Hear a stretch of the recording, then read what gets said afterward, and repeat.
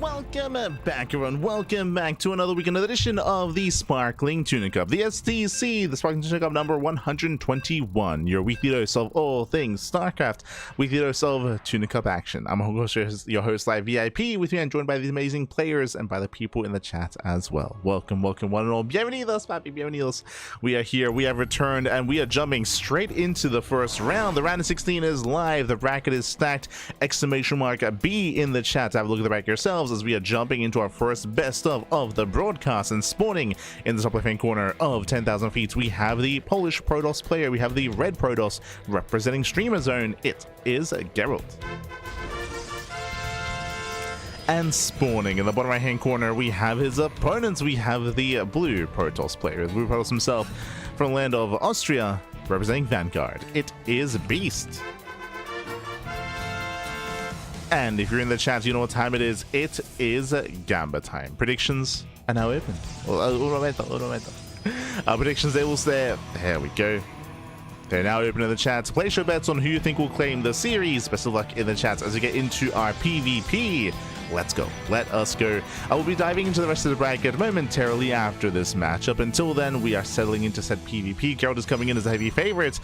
Beast, he is more of an up-and-coming player. He is more of an amateur player competing in amateur events, a regular competitor in Masters 1 Open, for example, and he does test his mettle here in an open cup environment. Oh boy, now he's in league with the big dogs back, Bappy. And what does he have in store for us so far? Two-gate opener versus two-gate opener. Everything's looking as it should be. Nothing crazy, nothing wild. There's no proxy, no shenanigans. There is no earlier tech. There is no earlier expansion. No like gate expand or gate cyber expand.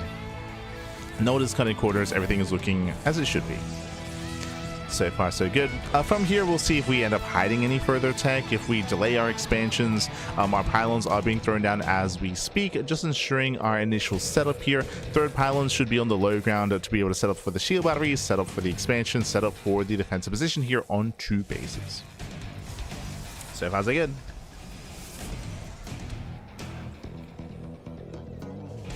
$10,000 on a senor from Rivia. True. Aha. Let's go.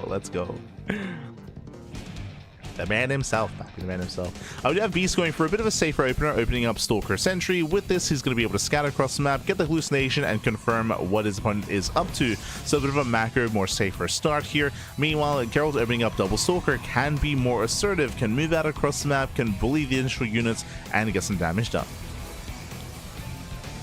So here we go, Stalkers, they rally across. Geralt, he's going to be delaying his expansion in favor of a Stargate, so earlier Stargate, earlier Oracle harass out of Geralt. Meanwhile, Beast should be going for an earlier expansion. Going to be following up his initial units here with two more Stalkers. We do have Geralt hiding behind the patches here, checking for the expansion. Oh! And does spot the attempted base. There it is, there's that earlier Nexus. Stalkers are coming from behind. They get the first volley off. Yeah, first volley goes off, catching out the first Stalker, and that's going to be one Stalker going down. We have reinforcements on the way from Beast, and Beast, can he catch out a Stalker? Oh, do we recall? Oh, there's the recall in time, and the Stalker will be saved. Whew. So nice little start here for Geralt. He escapes with everything, and he kills one Stalker. Kills one Stalker, confirms the expansion. Now, the other scary thing here is Beast, he is going for a proxy himself. He did not scout the main base, is unaware as to what's going on. Beast is in the dark. Hallucinations now moving out across the map. The Oracle is already going to be on the way, though. We'll see if we can prepare in time. And show us what you got. It's going to be a Twilight Council back at home. There's a higher chance it's going to be a proxy Dark Shrine. So Cheeky moves out of Beast. Hallucination moves in, spots the Oracle, spots the Stargate, is now aware, and should be getting in position. There we go, instant shield battery. So far, good reactions, good responses. Setting up back at home, and meanwhile, the Twilight Council is now done. What's it going to be? Show us the Dark Shrine. There it is, proxy DT. Dark Shrine gets thrown down. Now, unfortunately for Beast, this won't be an insta-win, bearing in mind that there is detection, there are Oracles. Oracles that have revelations, so detection is available here for Geralt. He will have an answer. Oracle pokes in, gets one probe kill, scouts the tech, scouts his Twilight Council, and gets away. At the same time, Geralt, he does poke in on the top, on the left-hand side. Does hit the natural. The shield battery does sustain a bit of hull damage here. Ooh, the Stalker does get away. Stalker does slip away. Still poking in and getting more damage on that shield battery. Even some hull damage on the sentry.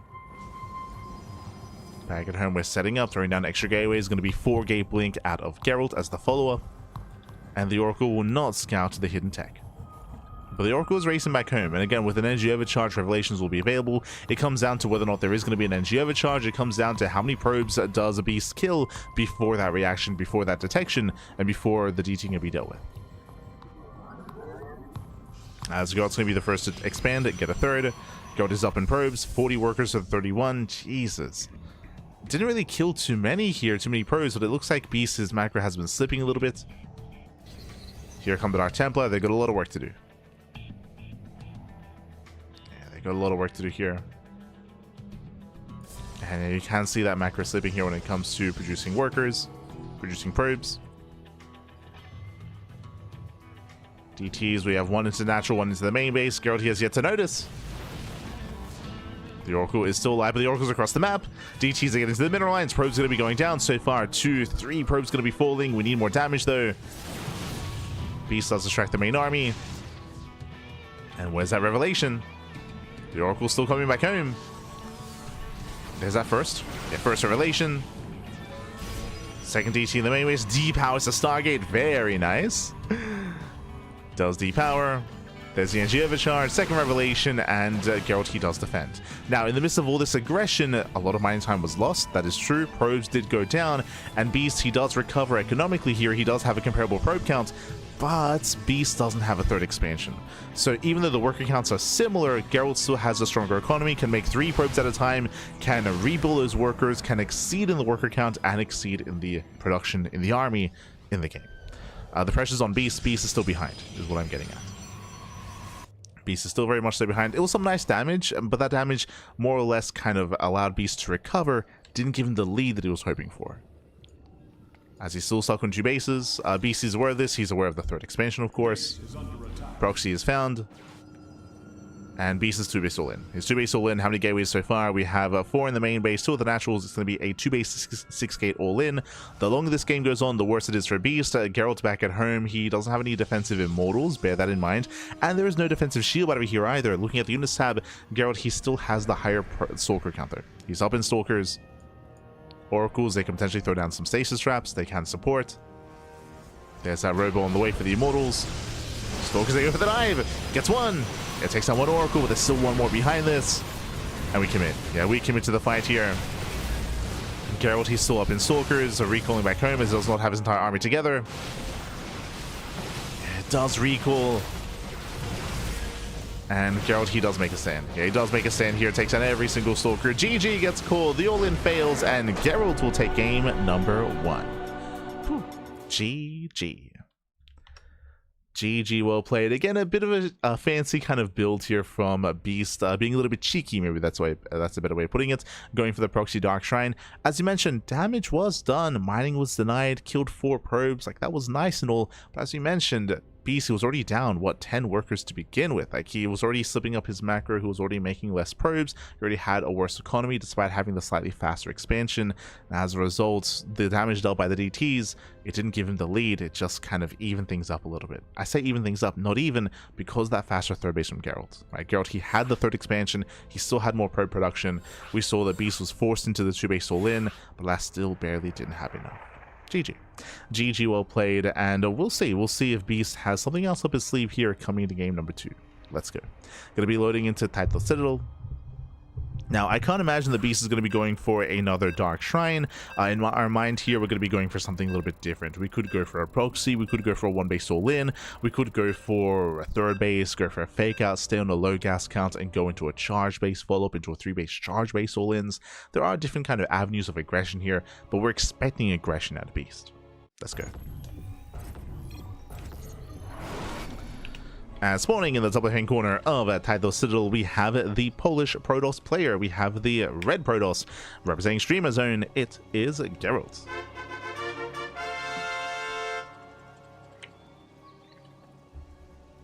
And spawning in the bottom right-hand corner, we have as opponent, we have the Austrian Protoss player. We have the blue Protoss representing Vanguard. It is a Beast. Hey. Here we go as we are settling into game number 2. And again, the pressure is on Beast. setting up back at home. Welcome to Title Citadel. Title Citadel is one of the larger maps in the map pool. There's a lot of space to maneuver. There's a lot of areas here to potentially proxy as well. The bases are spread out. That is one of the downsides, or I guess one of the features of the map itself, is the third and fourth bases are a lot more isolated from each other. So in a longer macro game, it can be difficult to keep up with aggressive rotations and be in position to defend. For now though, Probe does move out across the map for our scouts. No proxy. No proxy, no shenanigans. So far it is going to be a 2-gate opener. 2-gate opener out of Beast, a 2-gate opener out of Geralt once again. So far the openers are similar. We'll see what the first two units are going to be. Remember, last game Beast did open Stalker Sentry and Geralt opened up double Stalker, able to get one Stalker kill early on. So we'll see if we do go for the same or if we adjust. We could open up double Adept, Stalker Adept, Stalker Sentry, or even Sentry Expand.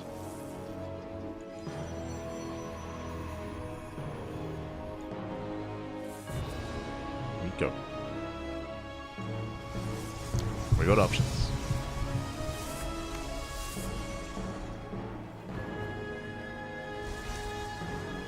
For now, we're just waiting for the Cybercore. Both players, they scout each other's workers or they scout each other's pylon locations.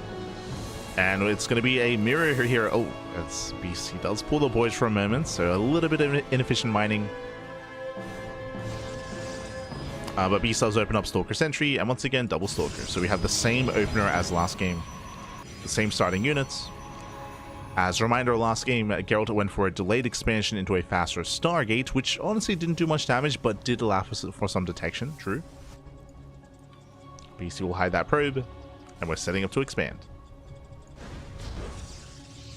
Oh, the pylon block though, and a later scout. Yeah, it does spot the pylon a little bit too late. Gets extra HP, extra progression. Adepts has a follow-up here for Geralt. And Beast does throw down the proxy pylon. Okay, we do have once again a setup for a proxy. Expansion is delayed quite heavily, even finishing the pylon. Geralt coming back in. He wants that first shut-off, and once again he does. Yeah, first shut-off here for Geralt. Stalker's getting low. Probe is killed, and another big delay on the expansion. And Beast sees one base all in. Yeah, proxy gateway. So 3 gateways so far. We could see a 4th gateway. Oh my god, once again taking a lot of hits. Geralt does that trade, and Geralt expands. So a couple things are going on here. So one, Geralt, he does have the faster Nexus, he has a faster base, he has a greater economy. Beast, he is expanding himself, so it looks like he's not going for an all-in. He's going for the proxy so he can warp into depths across the map. Oh my god, that's another gateway though. Never mind. This Nexus could be a fake out. Adepts get in, no! Adepts, they bust into the main base, they shed into the main. The wall was not a wall, getting 4 probe kills so far. Critical damage. Getting up to 5. 5 workers go down. Beast's economy here, in shambles. Warping in across the map.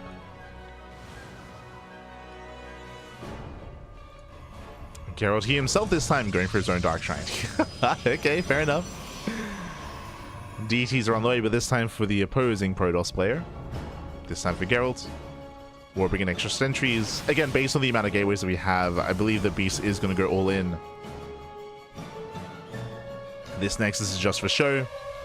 Adepts this time they do not bust into the main. They fail to get in. Here come the warp-ins. Here comes the push. Okay, it's all or nothing for Beast. Now, with good enough force fields, he could try to isolate this army, but there is a battery. Yeah, there's one, soon to be 2 batteries. Dark Shrine is halfway done. Blink is halfway done. They're not going to be a factor. Look at the army sizes here. BC's up in Stalkers. There's Guardian Shield. Does try to commit in. Locking down the army. There is going to be the energy overcharge. There it is. The energy overcharge. Second battery. 1 Stalker goes down, but Geralt, he's holding the line. Yeah, he's holding the line here. The boys are being pulled. Remember, Geralt, he's ahead in probes. He can afford to lose them. Probes are a resource here for Geralt. Adepts take kill a pylon across the map. Pushing into the main base mineral line. Ooh, and Sentries are going down. Yeah, Sentries are going down. GG gets called. Geralt, he holds, he defends, and Geralt, he will claim the series 2-0, advancing on into the next round. GG. Whew. GG, well played, Geralt. He does claim the series, he does advance on, but a big shout out to Beast, because Beast, as I mentioned before, he is more of an amateur player. He's more of an up-and-comer, and he's kind of testing the waters here in an open bracket, in an open setting. So big shout out to Beast. It's not easy going up against one of the best players in the world. When it comes to the games themselves, I will say that Beast, his overall builds, his overall strategies, they made plenty of sense, right? It's like, especially here for game 2, for example, he went into the proxy, was forced into an all-in due to all the earlier damage even before the adepts got in, but to delay the expansion, to disrupt the opener, to pick off the initial units here, I mean, it did kind of force Beast's hand. The natural made sense as a fake out to commit into the all-in.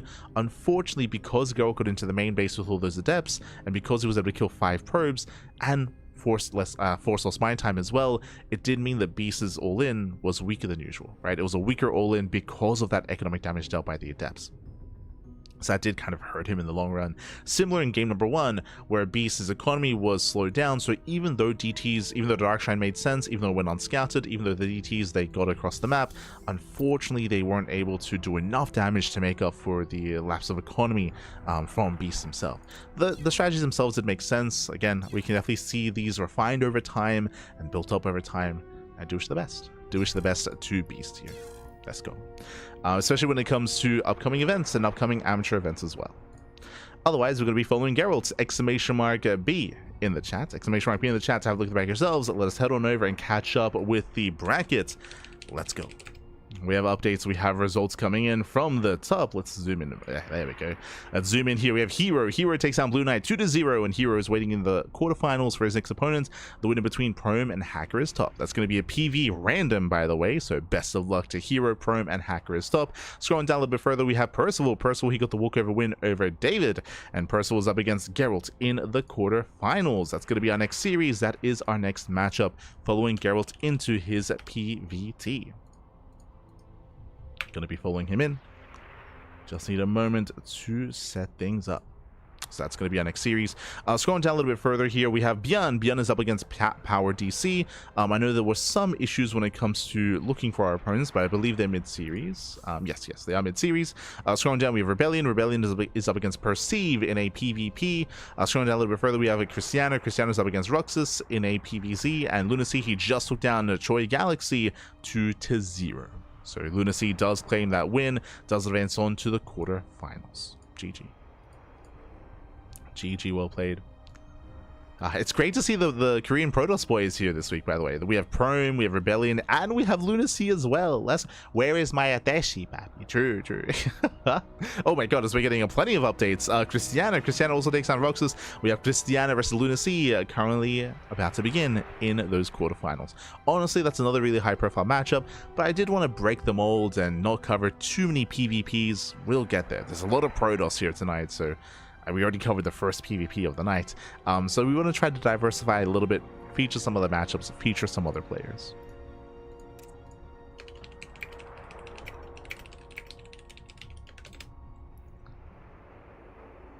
Just messaging some players, making sure that we're all good to go.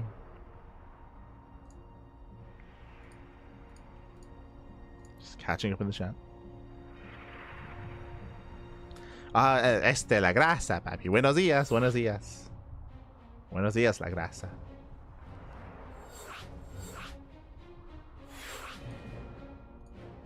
Oh, okay.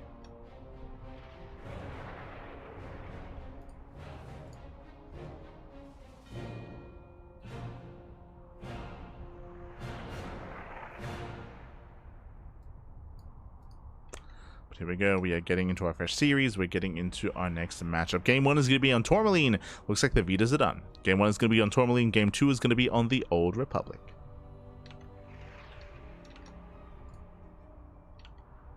I didn't really get to discuss the players themselves, but ByuN, he's coming in as the reigning champion. ByuN, he is a heavy hitter here in Sparkling Tuna Cup. Likewise, we have Krystianer, who also has plenty of wins on his belt as well. herO is a bit of a rarer sight. It's not the first time that herO has competed in our tournament. I believe this might be the second or the third time, but herO, he is back, and he is coming in as the heavy favorite.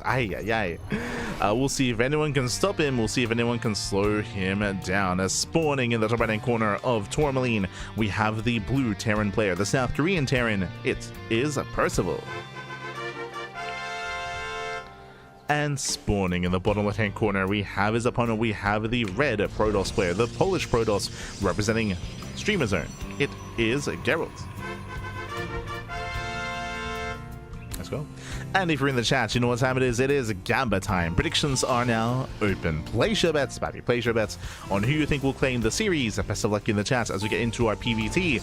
At this stage of the tournament, this is when the heavy hitters start facing off. Both Percival and Geralt, I would say, are very close in skill, and I could see this going to the ace match. I would say that this is going to be a hard one to call. Based on recent performances and recent results, I would say that Percival does have the slight edge over Geralt, but again, I can still see this going either way. I can still see it going either way.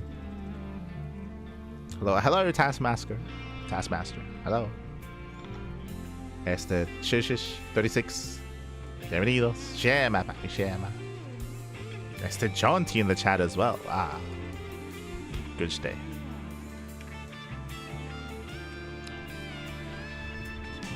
So we are going to be opening up. So far, we do have a gate expand out of Geralt's standard opener. Meanwhile, Percival going for a single gas Rax expand over on his side of the map as well. So economic openers all around. Nothing crazy, nothing wild. We have Geralt being as annoying as possible, trying to force a delay on the CC and potentially even force it off center, and he does. Yeah, nicely done here.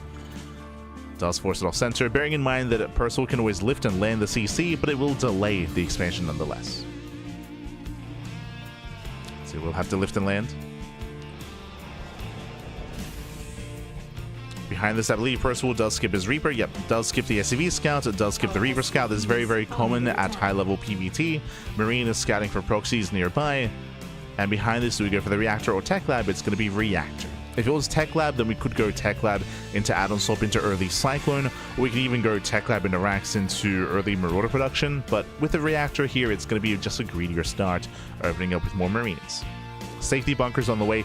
There are some Terran players that skip this, and you can do so especially on larger maps, but here on Tourmaline it is so risky trying to skip that bunker, so bunkers on the way just to make sure the natural base is safe. Meanwhile, we have our tech of choice, Twilight Council out of Geralt. This is a standard tech choice here from Geralt to open up Blink. Blink into 2-gate Blink, 3-gate Blink, 4-gate Blink Stalker, still yet to confirm. Yo, I see Demi in the chat. Ay, baby. Good to see you, Demi. Good to see you. Hope you're doing well. Hope you're doing well. Okay. Best of luck in the OSC Elite Rising Star tournament, which I believe you're playing in. Best of luck, Demi. Best of luck. Hope to see the Demi Mute and the Demi Ling Flood at some point. Assuming we get to cast your games, assuming.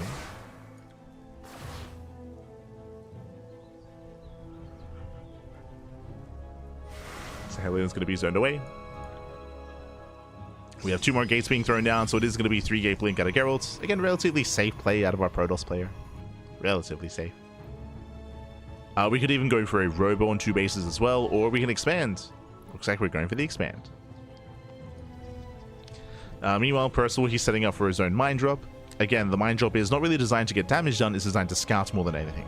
Just waiting for that second Widow Mine before moving out. We can see the Marines in position to deny the Hallucination Scout as well. And well, baby, let's go. Oh, Demi, do you know who I saw the other day? This was like last week, like literally a couple of days ago, which was wild. Mia Micah. He suddenly showed up and he was laddering on NA. He was laddering on NA, papi. Crazy, crazy. But yeah, Mia, he suddenly showed up.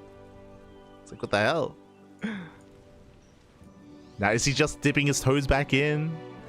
Will he come back to us? I mean, probably just, you know, dipping his toes and playing StarCraft just for nostalgia. But yeah, maybe. I can dream, papi. I can dream.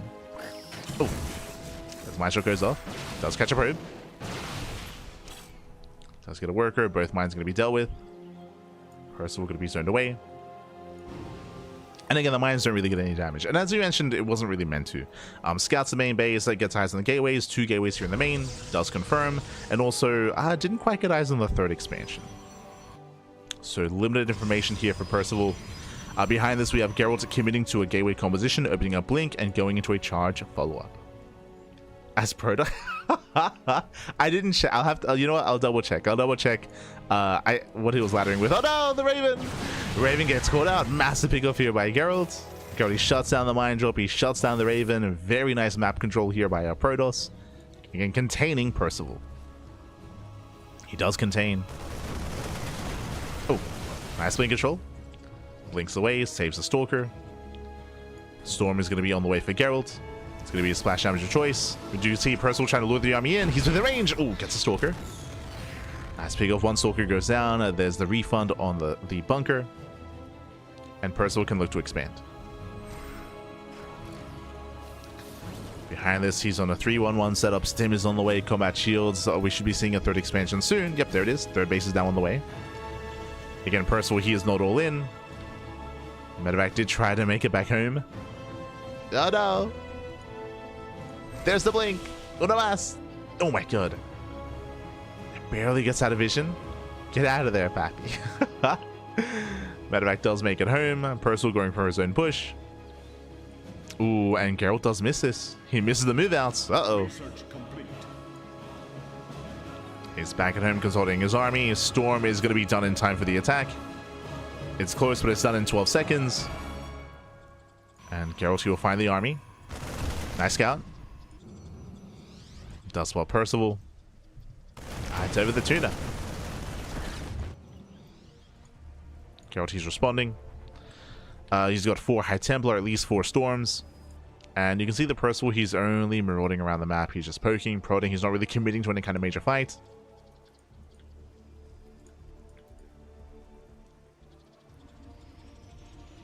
And again, he shouldn't. I say that. Making his way up the ramp, running into the army. Does siege, he's going for the Storm. Oh, High Templar going to be zoned away. No good attack here from Geralt. Yeah, High Templar was just too far back. Too far back. Tanks they survive. That's a lot of Zealots going down. Rough fight for Geralt. A very rough fight.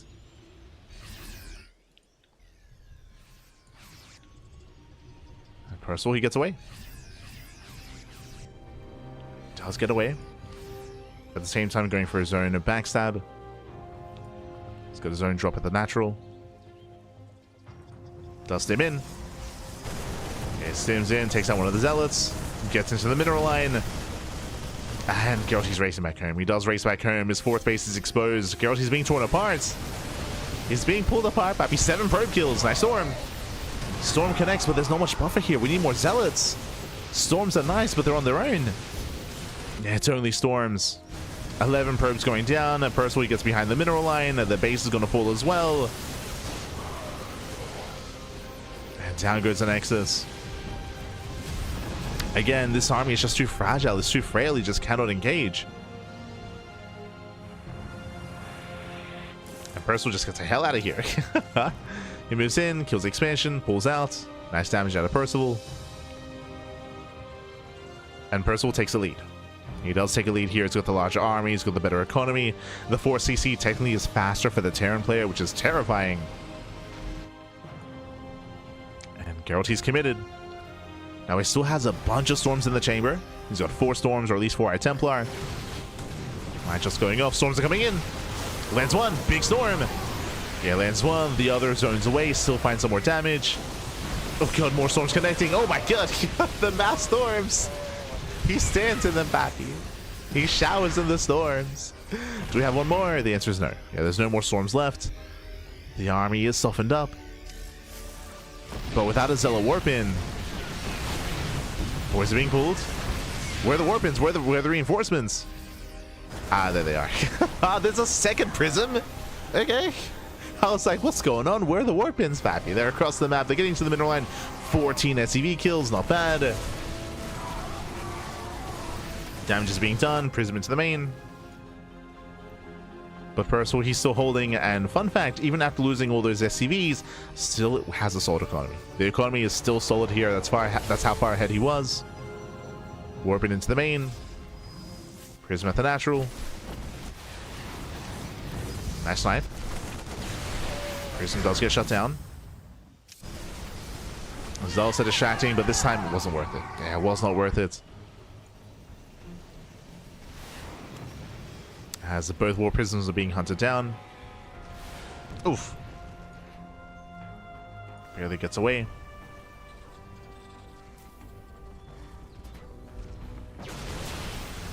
I'm still concerned here for Geralt. By this stage of the game, we should be seeing extra gases and more tech, referring to Colossus production. Right now, we're stuck with the High Templar, stuck with Storms. Building up Immortals instead. And this army is going to be very vulnerable here to EMPs. It's going to be a lot of Templar, though.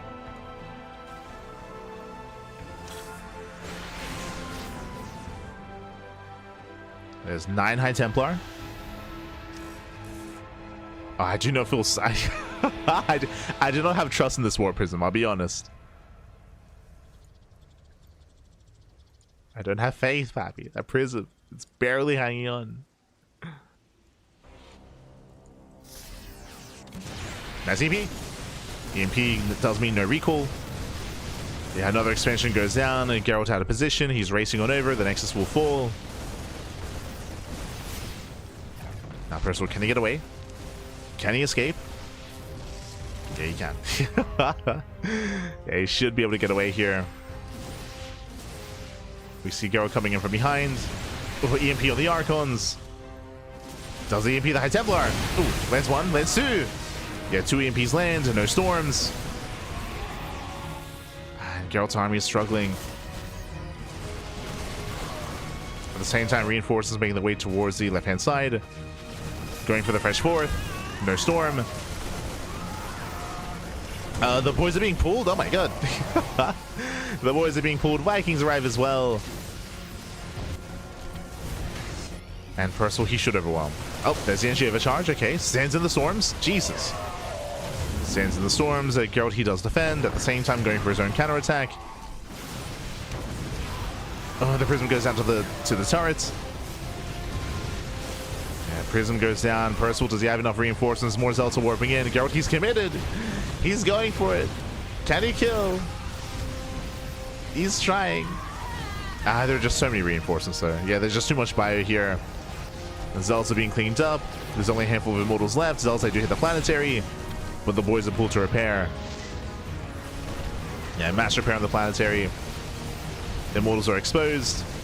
They're going down one after the other. And that was all that Geralt had. Geralt, he was essentially all in. He was all in. He was hoping he could cause some chaos and pull Percival apart, but he couldn't. Percival, he defends well.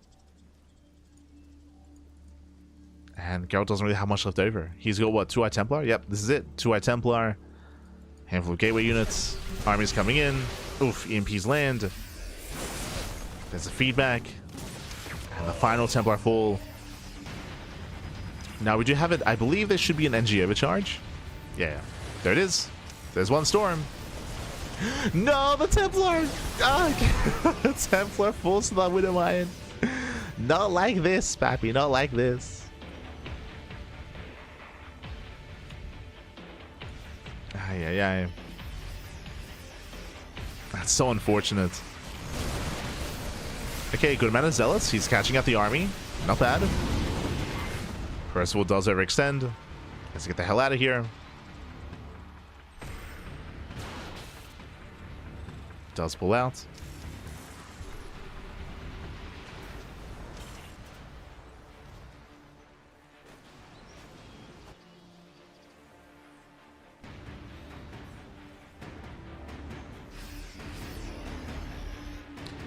And Scott, he's able to hold his own supply-wise, but again, when it comes to the army supply here, it's mainly Zealot. He's got 33 Zealots, a handful of Stalkers, a handful of Immortals. There's no Colossus, there's no High Templar.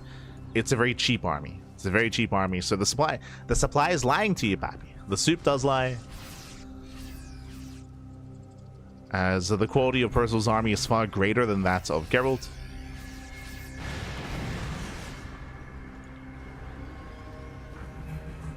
Prism tries to slip in. Zalrame gets dealt with. Main army deflected. And now we have the first disruptor on the way. That will help. Working on disruptors.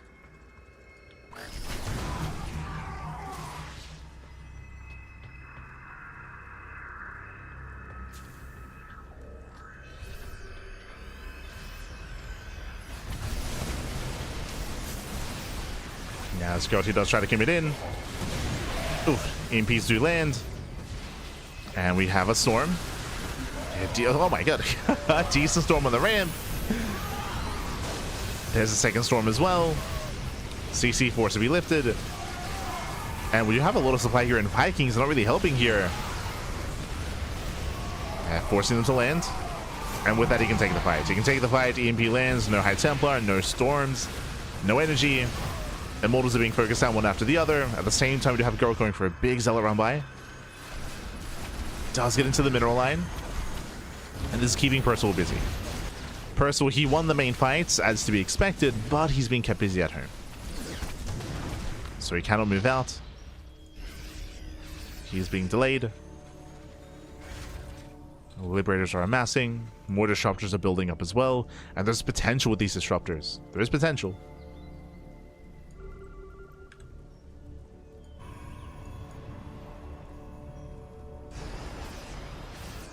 The problem is that Percival is already built up into Liberators. He's getting his freedom ready. And the freedom is coming in. Oof. Nev does graze the army here. Stoner base goes down.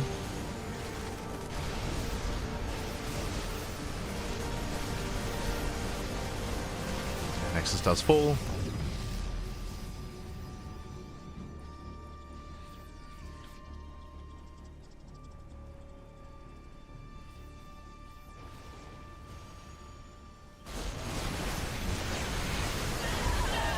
Meow, decent Nova, okay. Yeah, nice Nova. Percival, he actually ran back home with this Metamax. Liberators are exposed. The best fight that herO could hope for. Cleans up the Libs. Cleans up the Liberators. Keeps on pushing. Yeah, again, Percival is only fighting with half his army. The other half is across the map. This is where herO can be at his strongest. Just fight the army a portion at a time. As Liberators are still left at the third base. But here comes the rotation. Oof. Percival does rotate. Once again, they're only fighting with half his army. So herO, he does catch a couple of ghosts. That's 2 ghosts going down. But here comes a flank. On the Nova. Ooh, nice splits. Very nice splits. Catching out more disruptors. Disruptor barely does get away. We're getting messy. Oh, very nice Nova. We're getting messy, fam. We're getting messy. And herO, he had a couple of nice moments. He was able to catch the army on its own. Again, fighting a portion at a time, winning 2 fights. Landed a couple of Novas. But it's still not good enough. Oh, does go for the blink. He's crazy. He blinks in. Dives on the army. Nova's going off. Very nice connections. The Novas are connecting. They collapse on the main army. They collapse on the ghosts. But again, it's still not enough. The ByuN army stims. He stims. Oh my god, a bit of friendly fire. Yeah, some brutal friendly fire there. And with that Percival, he can still rally. He can still rally across the map. Still takes the better fight.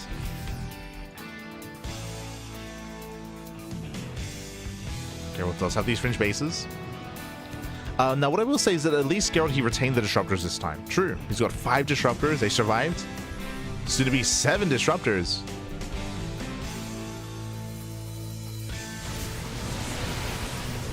herO, he can turn this around. No, has to be careful. As the ghosts are coming from behind, they're catching up the disruptors. They're at least trying to. EMP does land. Gets 1. Gets 2. Nova graces the army. No major pickups. At the same time, a nice Zealot run by. 17 SCV kills.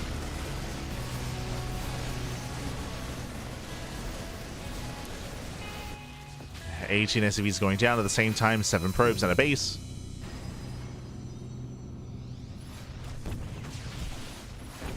He keeps warping in.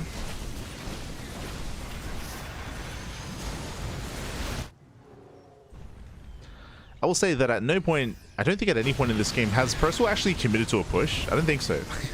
Like, it's always been these little skirmishes, like these little skirmishes here and there. I don't think perso's ever been able to push into these main bases.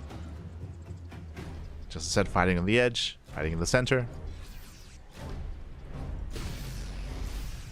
Oh, does catch a disruptor, going for bottom right. We get a nice storm.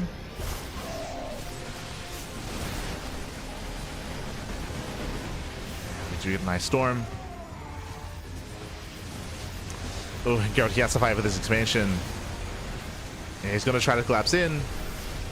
Gets one, gets two. There are just so many liberators though. Oh my god. Reinforcements are coming from behind. And so many stalkers are going down. And Nova's nice splits. Nova's do not connect. And geralt, he will lose everything. He'll lose everything here.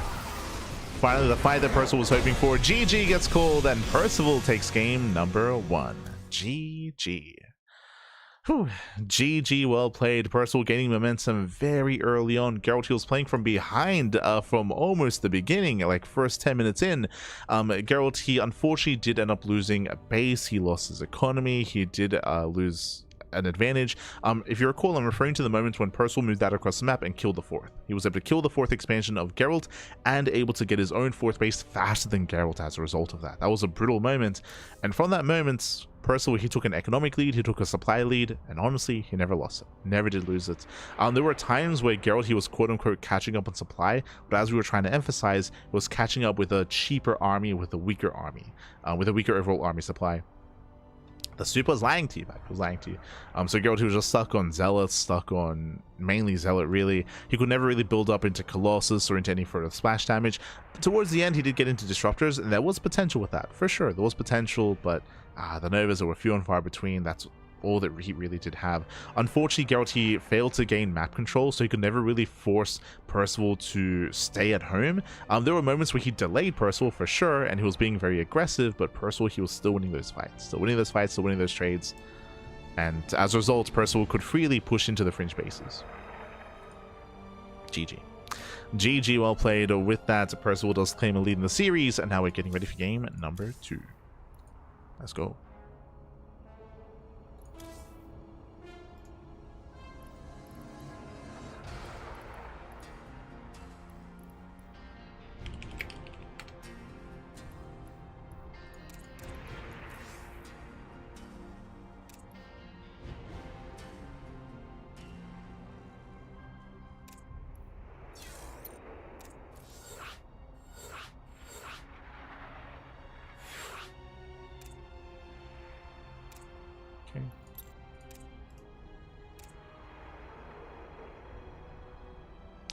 Here we go, we're getting into game 2. Going to be on the Old Republic. Un momento.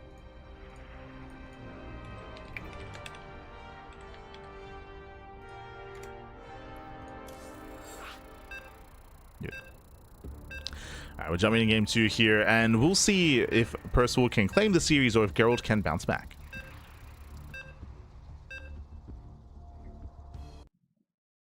Some pretty consistent disruptor dodging. Yeah, it was impressive. It was impressive. The splits, baby, the splits. There were a couple of well-placed Novas for sure. But again, we needed more of that. Needed more Novas, more connections to have a chance at recovering. And here we go. We're getting into game number 2 and spawning in the bottom left-hand corner of the Old Republic. We have the red Protoss player. We have the Polish Protoss representing Streamer Zone. It is a Geralt. And spawning in the top right hand corner, we have the South Korean Terran player, the blue Terran. It is Percival. Let's go. Let us go. And welcome to the Old Republic. The Old Republic is one of the larger maps of the map pool. Larger map, but longer rush distance by ground. And as a result, we often see longer and later games on the Old Republic. Let's go. Strap yourselves in, Pat.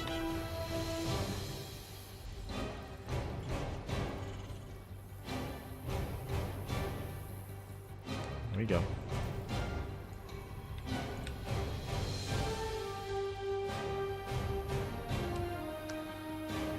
As from here, we are going to be opening up. Winding it back here, last game, Percival, he went for the initial Widowmine drop opener. Sorry, he went Rax Expand into his follow-up, into Widowmine drop, followed by Raven Harass. If you remember, Geralt, he shut it down very nicely. Like, he shut down the Widowmine drop, he shut down the Raven Harass, even sniping the Raven before any probes were killed. Like, Geralt, his early game was solid, but it was after that, it was in the aftermath when we got up to 3 bases where Geralt did struggle to spot the move out. If you remember, Percival, he pushed across the map, and Geralt, he failed to spot the army, he failed to slow it down, and by the time it got across the map, we saw that Percival was able to excel. Was able to excel, take better fights, take better trades. Geralt, so this time he will not force a CC off location.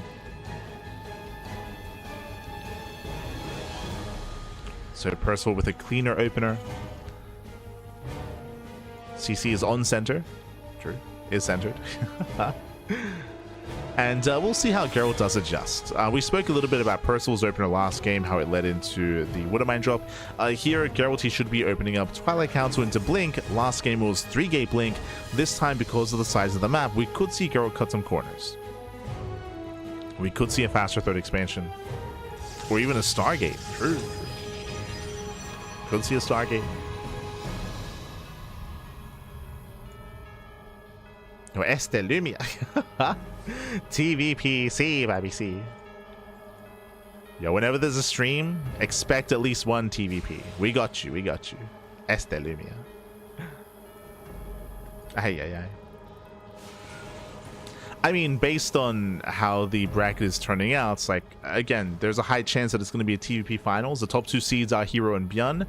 It's more so on the other players, on the other contenders here to stop that from happening. Can we stop herO and ByuN from facing off in the finals? I would say that Percival and Geralt, they've got it in them. They've got it in them. Have it in them. If they're at their best, they can stop them. But who's it going to be? Who does make it to the semis?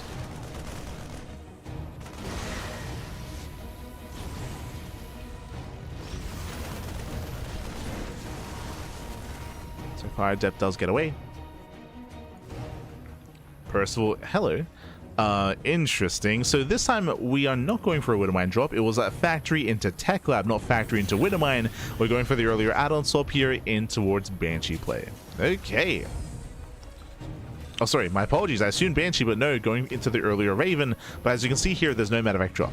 So much earlier Raven harass. There's no medevac drop. There's no Widowmines.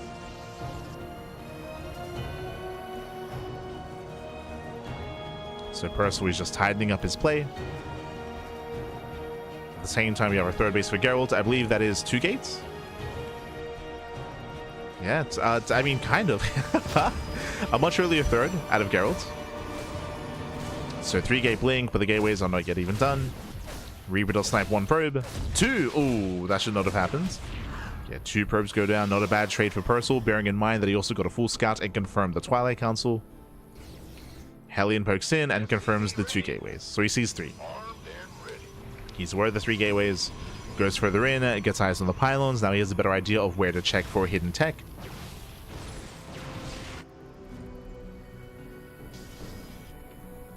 And here comes out Raven Harass.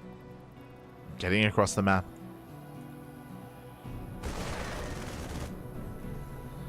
Due to the lack of any Widowmines or any earlier kind of setup, even earlier Cyclone production, tanks are well underway.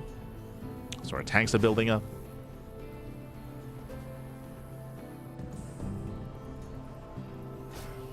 Geralt once again is going for his gateway follow-up, Blink into charge, into later tech, into later splash damage.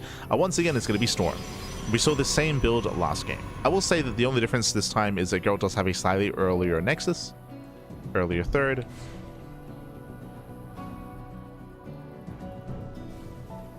And Geralt did lose extra probes this time as well. Shades into the main, he does see the production, spots the tanks, blinks in, he's crazy! Gets a Marauder. Marauder goes down, but doesn't push further in. Oof. Yeah, bleeds out a couple of Stalkers. Was that worth it? Losing a Stalker and Adept for 2 Marines and a Marauder. A bit of a trade. Bit of a trade there for Geralt. I mean, getting a Marauder is nice.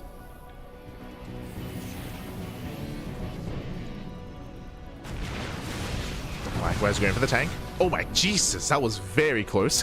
that was too close for comfort, baby. Ay, ay, ay. That was a 5 HP tank. Jesus. Did that? No shot.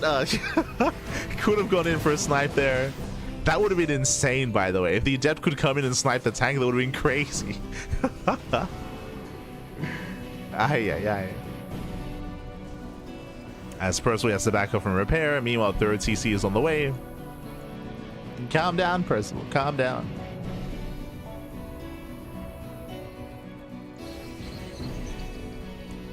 Meanwhile, Geralt, he's stuck at home. Does with a push. Drop into the natural. Storm only just now began. Yeah, Storm is not going to be ready for this. Not this time. Percival's moving in. We spoke earlier how because of the earlier tank production, like this build is a little bit faster here for Percival. It's a little bit tighter. He's moving in. He already has Stim. He's got Sim. He's got combat shields. Storm is halfway done. Zealot warp in. Probes are going down. Yeah, 5 probe kills on Percival. He backs up with the tanks and he goes for the drop. So tanks say race by current. Percival is not confident going for a head-on push. Dropping into the main. Going for the tech. Sniping the Twilight Council. Mind going for the pylon. Does depower. Wouldn't mind to set up. Nice connections. As Percival does pull back. Pulls back, pulls away. Third base is being taken. We have the Ghost Academy in production as well for Percival. He's building up, he's taking up. Getting into the academy.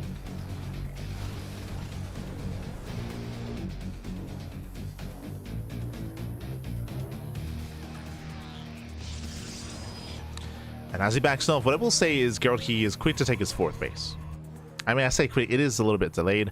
Ideally, you get the 4th base as the 3rd is being taken, but you can see the Percival's already fully saturated. So Percival, he still maintains a greater economy. Zealot run by is attempted. Percival's in position. And Geralt, he does not find a way in. Percival is very well set up here. Geralt does rotate. Percival does miss the rotation. Uh-oh. Percival is moving out. As he moves out, Geralt doesn't quite pull the trigger. Percival does react. Races back home in time. Prism into the natural. Ooh, is deflected. Percival is defending well. He's defending well. He's keeping up. Storm is coming in. Ooh, nice EMP. Oh, God. Never mind. There is no Storm. Yeah, Storm is denied. High Templar goes down. A better pick off here for Percival. And Geralt is hurting. Now taking his 5th. As we mentioned before, Percival's 4th base is late, so we need that 5th base up and running. And this time a much faster 2nd robo and a bay. This I appreciate. I mean, there's a lot that came into last game, but if you remember, Geralt, he lost his 4th base, he lost a bunch of probes. Geralt was behind economically, so he couldn't afford to go into earlier Colossus or Disruptors. This time, Geralt has a much cleaner economy, and he can afford it. Meanwhile, the armies, they pass by each other. We could end up in a weird base trade. Percival does turn around. Who catches who? Uh-oh. So there's EMPs. Storm stays going back to the army. Getting a Marine.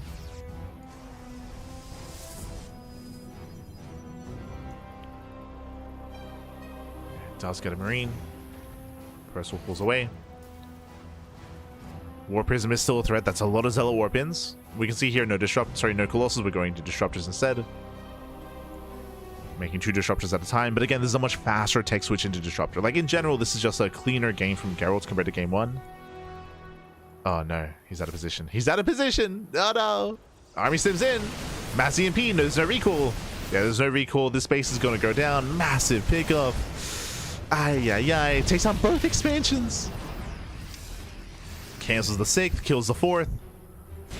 The Zealots hit the Planetary, but there are tanks on the high ground. Mass repair, Planetary stands strong. Ooh, I can't say the same about the tanks though. Okay, decent catch. Percival is racing back home. Zealots are cleaned up. And overall, Percival takes a lead. He does take a massive lead here. Yes, he lost 2 tanks, but he killed 2 expansions. Oh.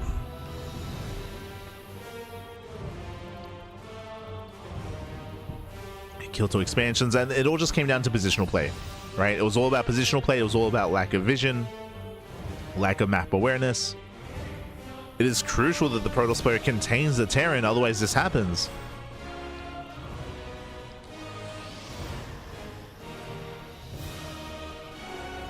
Speaking of, once again, Geralt, he has no vision here. He has no vision on the right-hand side. He misses the move out. And as a result, he cannot react in time here to the space.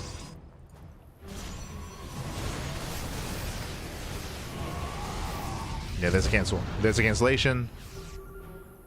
Geralt, he cannot defend. Main armies are about to clash. Oh, ghosts are exposed. Getting 1. Up! Getting a Marauder, getting 2 ghosts, massive connection, oh my god! Yeah, a messy fight here for Percival, he's gonna lose everything. But reinforcements have arrived. Nice splits. Oh, the lift! Percival, calm down! Takes down every Archon, every Disruptor, massive loss here for Geralt. Ay, ay, ay. Geralt losing a very expensive army. The Archons, High Templar, the Disruptors. Oof. And still lost the base, of course.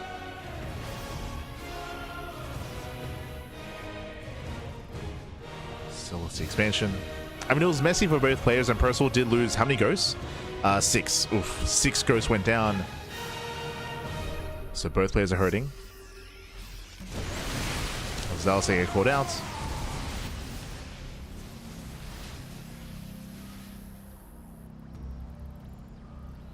Be rotating controls left hand side. He's got 1-eyed Templar, he's got a couple of Disruptors. Scan does reveal the army, and now we're getting to Mass Liberators. The liberation is coming. Now this posturing is forcing Percival to respect this army, so this time there's no counterattacks. Oof, EMPs do land. Oh, he gets surrounded! Yeah, the army comes in from behind. Novas, they don't quite connect, but they zone away the Marauders. Geralt, he has to get out of here. Yeah, he has to get the hell out of here. He was cornered. They'll slip away. They'll slip away. But now there's an opening here on the left-hand side. Geralt, he's keeping up. He rotates in time.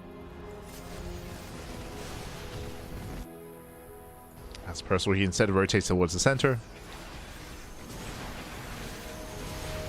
Liberation zones are set up. Base is under fire, and Geralt, he's out of position. He's going to try to engage. Nova's going off. Nice connection. Yeah, nice Novas. Ooh, catching up more Marauders. As Novas, they Disruptors, they get focused down. As 3 Disruptors falling.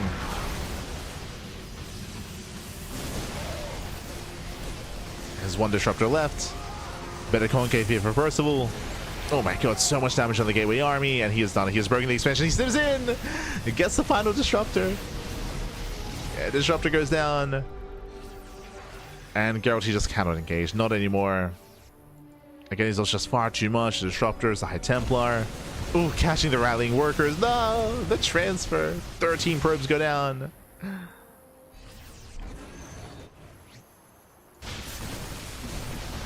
And again, you can see how quickly everything just snowballs out of control. How quickly the Terran players just able to gain map control. They would just bully Geralt, going back, forth, and back again. Geralt just cannot defend these bases. Unfortunately, Geralt, he was just unable to have units in position to scout, to spot these move outs, to spot these rotations. He was always just 1 step behind. Always just 1 step behind here, Percival. Just could not keep up. Here he goes for a counterattack. He does potentially get... Nah, don't need, not even. I was like, he might get the planetary. Nah. Planetary survives. Percival's across the map.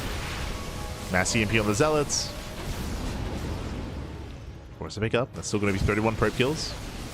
31 probes.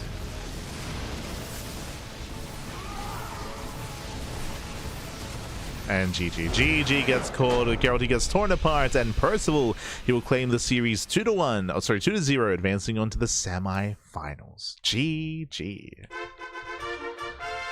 GG, well played. A very active, very aggressive style here from Percival, and again, herO had a very hard time keeping up with the movement, keeping up with the rotations, keeping up with the army of Percival. Time and time again, Percival, he would get across the map unscouted. Time and time again, he was getting across the map, he was hitting the 4th base, the 5th base, the 6th expansion, and herO, he was always one step behind. He was always just a little bit out of reach, a little bit out of range, and was unable to keep up with these rotations, and he was on the back foot, losing base after base after base. GG. GG, well played. With that, congratulations, Percival does advance on, and now it's time for the semi-finals. Let's go.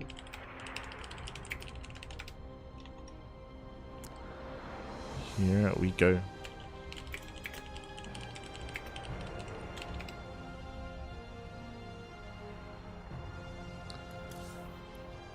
As exclamation mark be in the chat, exclamation mark be in the chat to have a look at the back yourselves, as we have both semifinals ready, papi. Ay, ay, ay. They're both ready for us. Let's go. So very quickly here, we have the upper matches. herO took down Prome 2-0, took him down 2-0 to advance on to the semifinals, and it's going to be herO versus Percival in the upper semis. It's going to be another TVP. Speaking of TVP, we likewise have another Turn versus Protoss matchup in the lower semis as well. As ByuN took down Rebellion 2-0, Krystianer took down Lunacy 2-0, and it's going to be ByuN versus Krystianer. ByuN versus Krystianer, that's going to be up next on the channel.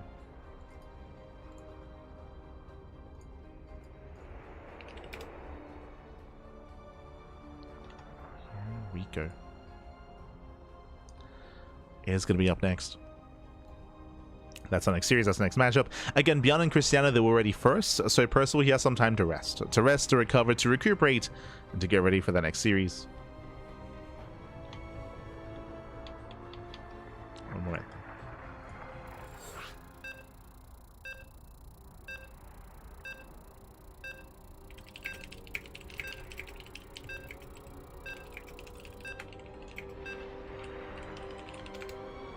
Here we go. As we have our fresh series, our fresh best of 3. Vamonos, let's jump on in. And spawning in the bottom left-hand corner here of Tourmaline, we have the South Korean Terran player. We have the Teal Terran representing Shopify Rebellion. It is ByuN. And spawning in the top right-hand corner, we have his opponent. We have the Polish Protoss player. We have the Red Protoss representing Offside Esports. It is Krystianer. And if you're in the chat, you know what time it is. It is Gamba time. Predictions are open. Place your bets on who you think will claim the series. Best of luck in the chat. Let's go. Best of luck, baby. Best of luck. Likewise, as we're now entering the semifinals, we will be casting both semis. So herO and Percival, their match is being held for us, and we will jump into the upper semis after this series. We'll get there. We will get there. Don't you worry. Meanwhile, if you want to support this tournament, you can do so via Patreon. Exclamation mark Patreon in the chat. Our Patreon is designed to fund our tournaments on a regular basis, and you can help us grow the prize pool of our tournaments even further via the Patreon. We do have stretch goals, we do have milestones, so you can help us reach said stretch goals via Patreon to help us boost the prize pool and support the players and support the scene. You can help us out, Pappy. You can help us out. Otherwise, we're settling into our best of 3, into our semifinals. And also, very quickly, if you want to support the tournament in a different way, you can do so via Matcherino. Exclamation mark Matcherino in the chat. Every tournament does have a Matcherino page. Payouts are done via Matcherino, and you can help boost the prize pool for the specific tournament via Matcherino if you wish. Otherwise, we're settling in Double Gas. For the first time this broadcast, Double Gas opener out of the Terran player in a TVP, a much more tech-heavy start out of ByuN. Makes sense on Tourmaline. So basically, Double Gas means faster factory. It means a later command center, so delayed CC. Technically, this can turn into a one-base all-in with a 1-1-1, but ByuN isn't really one to dabble in one-base all-ins. Just factory, expand. So a more tech-heavy start. Meanwhile, Krystianer just going for a gate expand back at home. Standard opener out of our Red Protoss.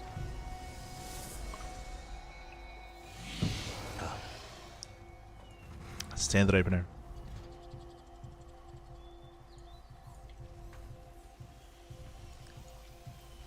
As our players are opening up. going to be settling in. It is going to be a Twilight Council for our take of choice from Krystianer. And Krystianer, he's a very different kind of player here. If you notice, Geralt's last game, last series, he was very, very fond of going into Storm, right? It was a gateway heavy start into Storm, into Disruptors. Meanwhile, Krystianer, he is more of a robo heavy player. He does often like going gateway into Colossus, then into Disruptor. That is often Krystianer's go-to on larger maps. But welcome to Tourmaline. Tourmaline is a smaller map. Tourmaline does favor aggression, so we could go for a heavier gateway count. We could adjust. And we'll see if Krystianer does. Coming into this series... Oh, did I open predictions? Did I? I think I did. Oh. Yeah, just making sure. But coming into this, of course, ByuN, he's a little more of an active player as well. Similar to Percival, ByuN is very, very active. He does thrive here when it comes to multitasking. And early on, going for his 1-1-1. Remember, this start put is earlier than normal because of the double gas opener. And he's going for the early medevac. Early medevac, early move outs, early... Never mind. I was going to say early drop. No, yeah. He's going for the earlier drop. Widow Mines are set up. And ByuN is moving out. Already catching out an Adept. Nice pickoff. Reaper within range to scout the third base. Reaper gets shut down. How many gateways? We have 2 in the main. We have 1 already done. We have 3 gate blink and a robo. Very safe player to Krystianer. Geralt, he was constantly going for his base before the robo. Here it's Nexus after robo. Mindrill comes in. Oh my god, just killed the Widowmine in time. We have a second Widowmine into the main. Nice reaction here by Krystianer. He pulls away. Does force the unburrow, and ByuN pulls out. Now, what's important here is that ByuN got a full scout off. He saw all 3 gateways in the main base, he saw the robo at the natural, he saw the gases, the saturation, and he also saw the setup for the third. So nice scouting out of ByuN. He also only lost 1 Widowmine. Yep, he confirms the third base. So ByuN is aware this was a safer build. He's setting up back at home. Tanks are amassing. Stim is on the way. And again, what ByuN did here wasn't about the damage, it was about the scouting. I mean, it was about both, but mainly scouting. Mainly scouting.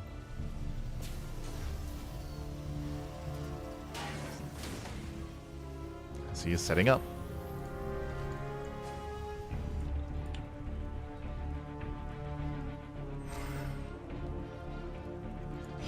Meanwhile, Krystianer going for his bay. And we spoke about this at the start of this series, if you recall. I was comparing Krystianer to Geralt, where Geralt was going for a more Storm-heavy start off of Blink. Here it's going to be a more Colossus-heavy start instead. These are kind of like the 2 most common tech paths coming into the mid-game after Blink. Krystianer does find a way into the main. A nice pick off here, delaying the bunker, sorry, delaying the depot. Plays the depot, threatens the reactor, but will not snipe it. Ooh. Tank volley goes off. Gets 2 Marines. So 2 Marines go down, 1 SCV, delay on the depot. And Krystianer pulls out. It doesn't lose anything. As here comes the first Colossus. Here comes Extend Double Lance. So again, we're going to be seeing a very different PVT. Very different PVT than what we saw between Percival and Geralt. A very different kind of Protoss. Both styles are viable, of course. Both are very viable. They just elicit different kind of setups, different strengths, different weaknesses, different play styles. As ByuN does push through the center, and is the Colossus going to be ready in time? As Krystianer, he cannot engage with this. Back at home, no, yeah, he's got 1. Okay, he's already got 1 Colossus. Warping into Zealots, we can see ByuN setting up his tanks, hoping to try to catch the army ahead of time. Calm down. You can see Krystianer is trying to engage early on. But if he oversteps, he will take a massive tank shot to the face. Krystianer he's respecting that tall grass. Again, there's a high chance that the tanks will siege up within it. So you respect it.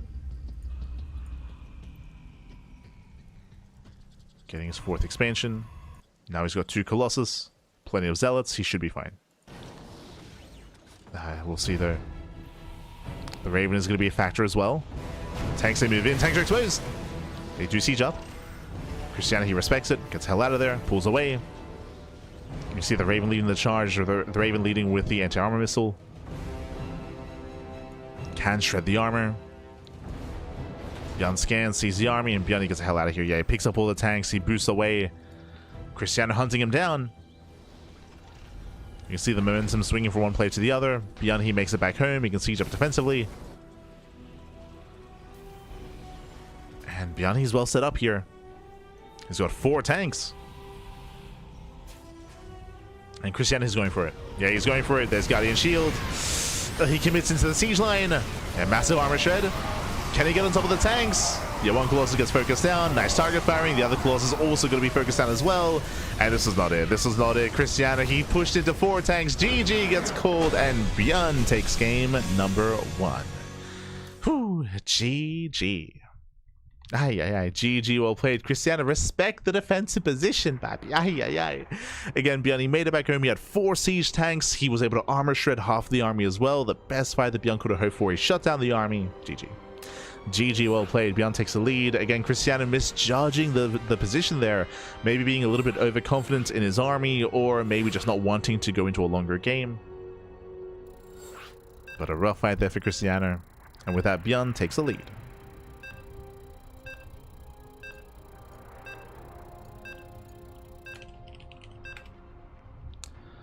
ByuN does take a lead here, and now we're loading into game number 2.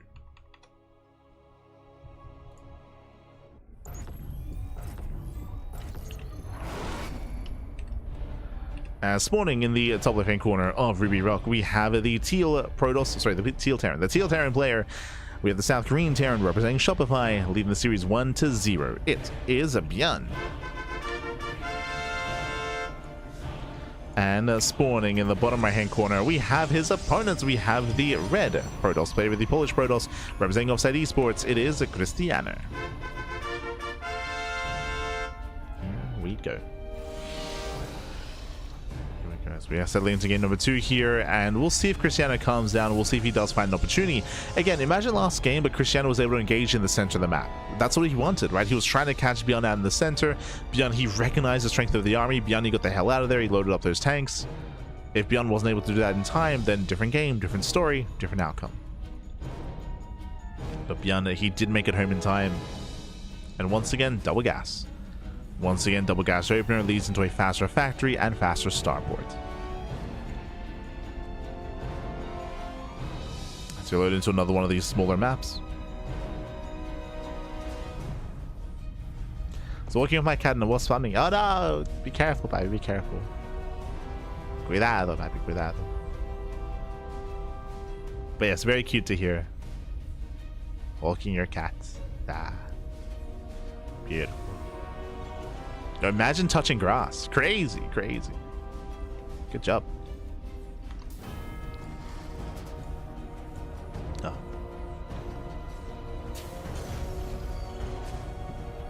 That's from here we're building up. Again, there's that faster factory. Checking the probe scouts at Krystianer, he did not quite confirm. For all Krystianer knows, it could be a CC on the high ground. So Krystianer is playing blind.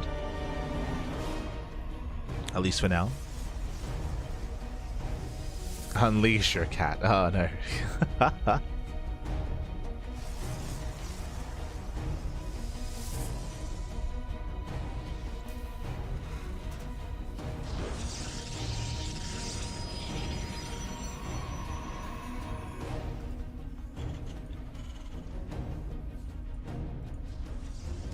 Yeah, so from here, Krystianer is going for his tech of choice, going for his Twilight Council once again. Opening up Twilight Council, getting into Blink, a Reaper does poke in, and the Reaper gets one probe kill. Gets one.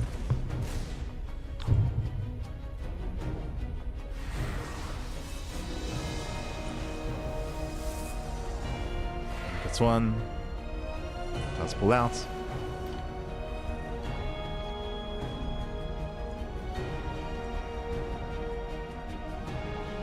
Behind this is going to be a Twilight Council opener. Again, as I mentioned, into Blink. We'll see how many gateways get thrown down. Last game it was 3-gate Blink into a Robo into a third base. We could see Krystianer commit a little bit harder and even go 4-gate Blink, for example.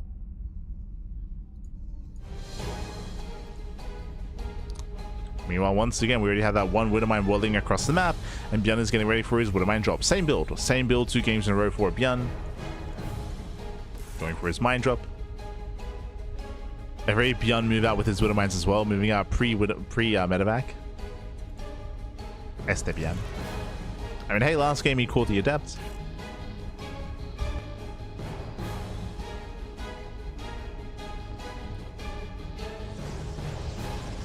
See if ByuN can lure Krystianer out. Here comes a medevac. Uh-oh. Speaking of Krystianer, does he notice? Oh no, he doesn't! The mine shot! Oh my god, catches out the Adept once again! And a Stalker? Jesus. Yeah, not quite. Stalkers, they catch the little mine instead. Has way too soon. Medevac comes in, saves the mines, and drops into the main. Drops into the main base. We get a full scout. We got 3 gateways in the main. Robo the natural, same build, same build. I'm getting deja vu. Both players going for the same build. Reaper gets shut down, kills 1 probe in the process, and ByuN escapes with both Widowmines, and he can always go back in. He can always go back in. The medevac is low on HP, so it would be risky to do so, but he has potential. And you can see Krystianer has Stalkers in position, and once again Krystianer going for the Bay after the 3rd, ready for Colossus. Here comes the boost. Oh, he gets in. Gets into the mineral line. Pulls away the probes. Oh, it's 1 probe so far. Medevac goes down and should get a 2nd probe. Yeah, no major damage. No major losses. Here we're building up. And Krystianer, it's his turn to move out. Now, last game, if you recall, he was able to kill 2 Marines and an SCV and delay the depot. He was able to get some, nothing major, I guess is what I'm saying. We'll see if we can get more damage this time. There is more room in the main. And Krystianer, he could make use of that. Oh, auto charge harass into the main base as well, getting 2 more probes. Getting up to 3, getting up to 4. 5? 4. 4 probe kills. Meanwhile, the observer actually went back home, so there's no high ground vision. ByuN defends. ByuN, he defends well, he attacks well.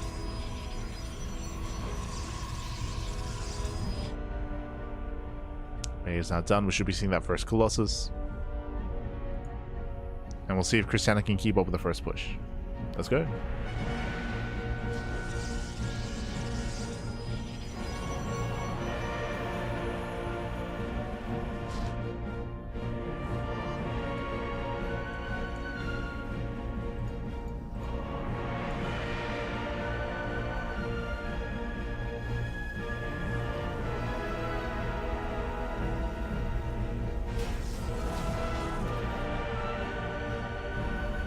Krystianer, he's claiming his own 4th.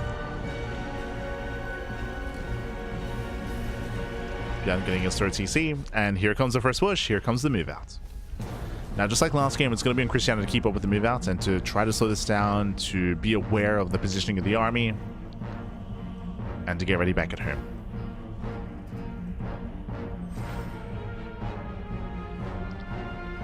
So Krystianer is warping in more zealots. He has 1 Colossus, soon to be 2. He needs to buy a little bit more time. Oh. Gets a volley off here on the medevac. That is going to be 4 tanks, though, for ByuN. That's a lot of tanks. And he's already across the map. That's how small this map is. He's already getting within range of the Nexus. Oh, no. Now he's within range. Zell take a lapse in. He has to fight. First Colossus gets started down. Yeah, massive pick up here, and ByuN's on it. Yeah, ByuN, he does it. He breaks the main army. He takes down both Colossus. And with that, ByuN has broken Krystianer. Then we're down to a handful of Zealots, a handful of Stalkers. It's not going to be enough. ByuN overwhelms back. Again, he got all 4 tanks across the map. As soon as they got within range of the Nexus, I mean, that was game. That was the fight. GG. GG, well played. ByuN, he will claim the series 2-0 and advance on to the grand finals. GG. GG, well played. Again, the map coming into play there, it took so little time to get across the map. That's how small Ruby Rock is. So ByuN was able to push in. Likewise, Krystianer did invest into further expansions into his 4th base. He was building up, teching up. Unfortunately, he was unable to engage ahead of time, did not have quite the army to engage either. And GG. A very crisp game there out of ByuN. Very crisp. GG, well played. Is going to be advancing on to the grand finals, and with that we have our first finalists, and that does mean that the rest of our matches are going to be over on the Korean server. Okay, they're going to be over on South Korea as ByuN does advance on to the finals, and his next opponent is either going to be herO or Percival. True.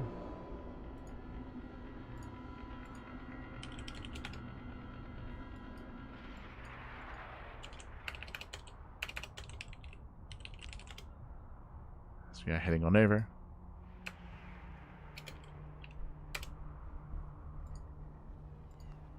So we are setting up.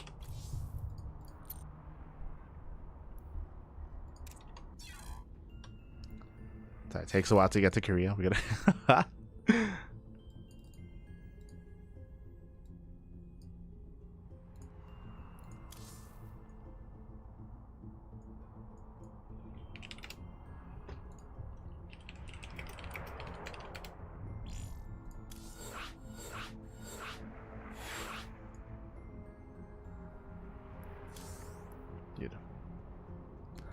Okay, Vitas are done. Lobby has been made, and game 1 is going to be on the Old Republic. The PvTs continue here, herO versus Percival. We mentioned earlier that, of course, ByuN and herO were the 2 favorite players to face off in the finals. ByuN has made it to those finals.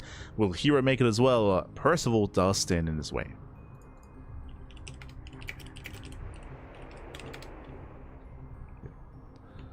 Percival does stand in his way. Percival, he's warmed up.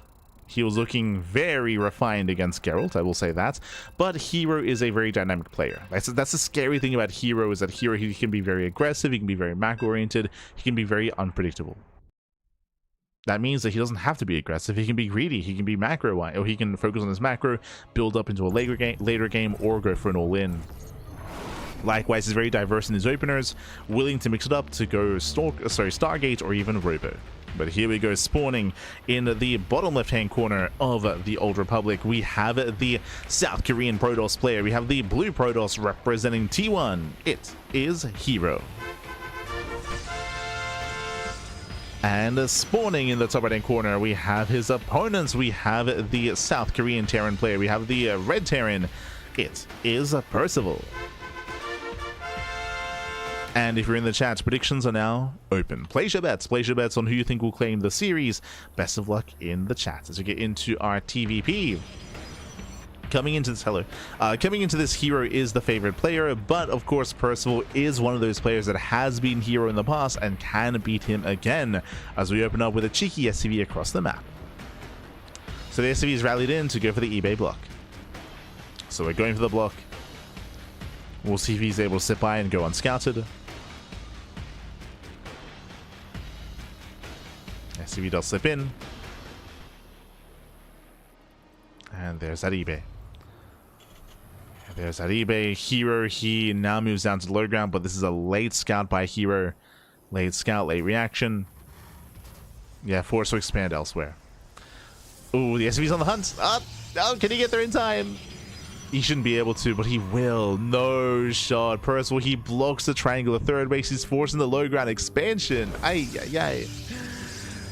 Whew. And with that, Percival, he now kind of has herO where he wants him. herO, he's forced to expand at a very exposed location. This is where early factory can punish, but no, never mind. Earlier CC. So basically, Percival, he had the option. He had the option here to go for a factory instead of a command center and go into Hellion production or even Cyclone production. That is not the case. As soon as the eBay is cancelled, herO cancels and rebuilds the Nexus. Okay, so we have a bit of a back and forth here. This base is very late. This is a very late natural, but herO at least is able to expand on location where he wants to expand. He's no longer exposed here on the low ground. The price of this, of course, is the cancellation of the Nexus. Did have to cancel. Percival, he's going to rescout, and he does confirm the location of the expansion. It does see the Nexus. Oh, as behind this is going to be a 3cc follow-up. Okay, very aggressive. If you're curious here, this is going to be a sim timing. It's going to be an early sim timing out of Percival. Ooh, Stargate opener out of herO. That is dangerous. Ay, ay, ay. What is herO seeing? Nothing. So, a Stargate opener, in my mind, is one of two things. Either Oracle for Oracle Harass or Phoenixes to build up the Phoenix count. Regardless, though, whatever this happens to be, herO is going to be vulnerable to this sim timing. As he won't have any Blink Stalkers to slow this down. He won't have any Charge Lots. He won't have any Colossus. Like, this opener that herO is going for is designed to gain map control, to harass mineral lines, and to build up in towards the mid game. But against these early pushes, herO is vulnerable. So I'll say this is best case scenario for Percival. It's best case scenario. herO needs to figure out what's going on.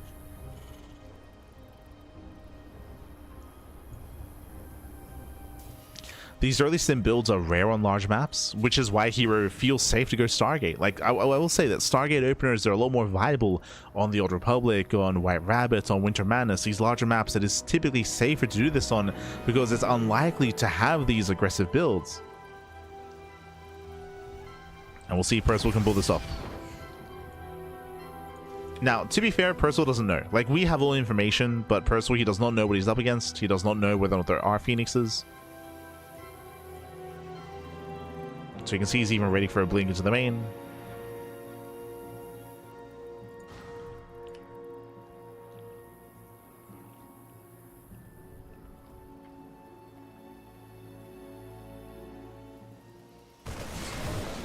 And up, say, throw in the shade.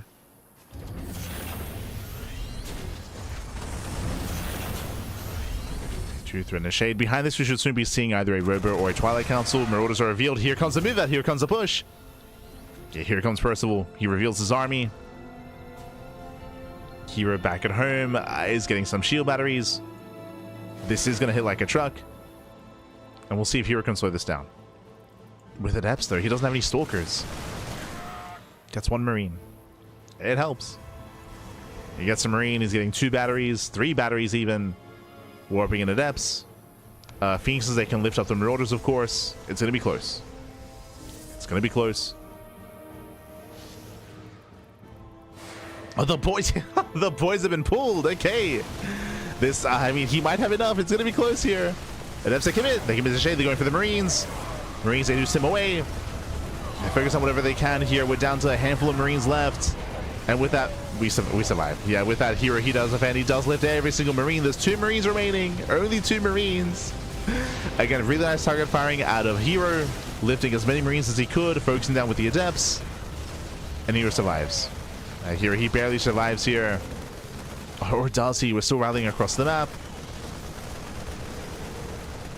Bunker is on the way. Percival doesn't really have much to work with here, unfortunately. herO can warp in. He's warping in. The bunker will not finish. Turret does help. We'll got more SCVs showing up. And again, it was so close. It was so close, but the target firing was insane from herO. It was crazy. Again, if these Marauders had tanked extra volleys, then different story. But the Marauders, they failed to tank.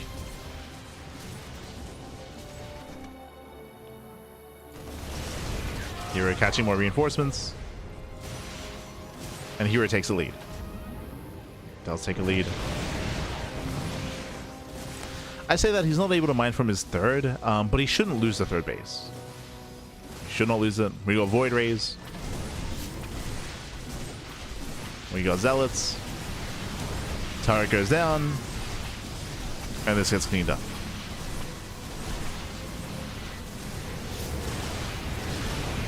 And yeah, this is cleaned up. Percival being cute here with his turret. Doing what he can. Essentially wasting minerals here with the repair. Second Void Ray shows up. Percival still rallying. Remember, he was all in. Like, yeah, there's not really much of a follow-up here.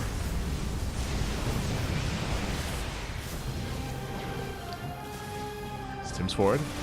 I mean, he has built up a decent bio army. True. There's just not enough Marines. Yeah, not enough. Not enough. They all get lifted. They all get lifted in the end. And with that herO, he shuts down the push, shuts down the army. I think he's up everything. He's still got more lifts. He's crazy. And herO saves the third.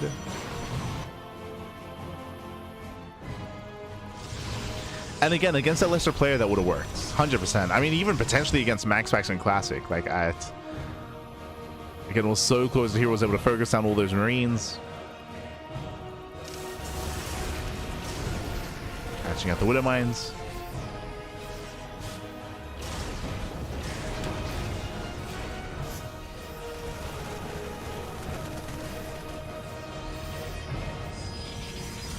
And here he can just chill. He can just chill, back off, claim his fourth base. Now taking up charges on the way, +1 is on the way, robo as well for some splash damage. It was definitely a shaky early game for sure. It's not clean, but the reality is that herO defends and herO still maintains the high Phoenix count. So we can just contain Percival, shut down drop play, thread mineral lines. Jesus, here, calm down. Calm down, pappy. The patrol.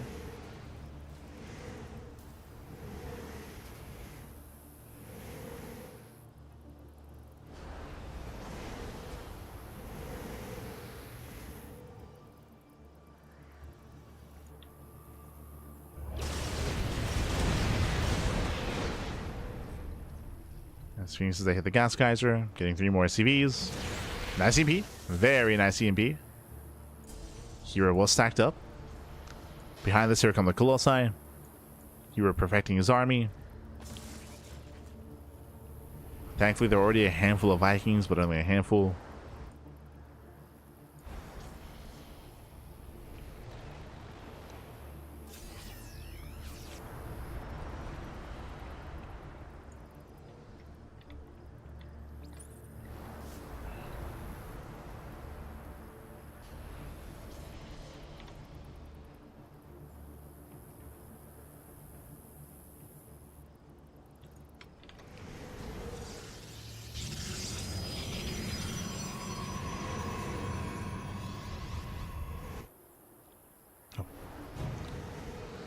So we're calming down.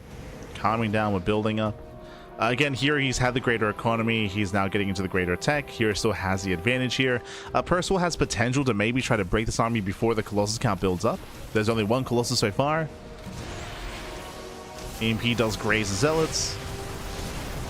But this army is still so bare bones here for Percival. Nice mine connections. Very nice. Jesus. Yeah, mine shots are popping up. Colossus now coming in. Yeah, catching up the ghosts. Ghosts are falling one after the other. Heavy losses here for Percival. And Percival, he cannot escape. He cannot get away. He's going to try. As he tries to boost away the Phoenix, they hit a punish. Forcing out stims. Let's break down 1, 2 Phoenixes. Oh no! The mines! Oof. And here he can just keep pushing. Yeah, he can just keep pushing, can just keep going. He has broken the main army. Nice EMP. But we need more than just EMPs, pappy. We need some damage output. Yeah. I'm ahead with the defense advantage. Percival, he's building up an army. Massing up his bio. Trying to at least. Ooh. Meanwhile, here's reinforcements are delayed. He has no War Prism. He has no Proxy Pylon. Ooh. Jesus. Oh my god, the lasers. The Colossi, they pop off.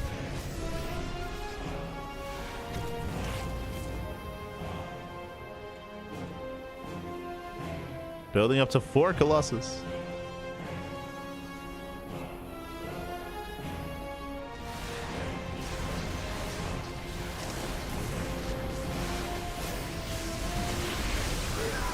And nice EMP. EMP connects. Zealots charge in. Massive warping here on the front lines, and that CC should be killed. Does get one of the Colossus, does get both actually. Oh, the juggling! Nice save towards the end, but there's still 3 Colossus left. Again, Percival, he cannot expand, he cannot move down. And now here can start to warp in. Now he can warp in.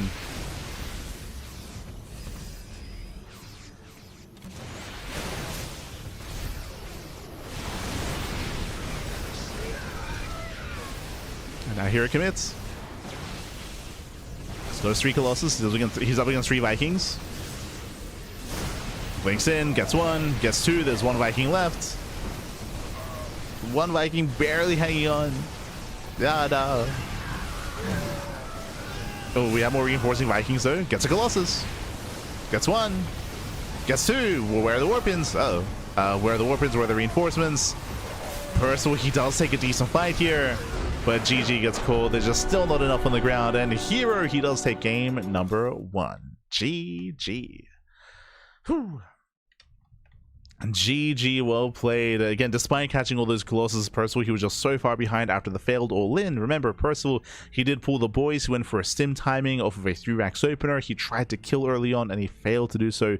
He failed to kill the 3rd base. He failed to deal critical damage, and that's when herO took a lead and maintained that lead.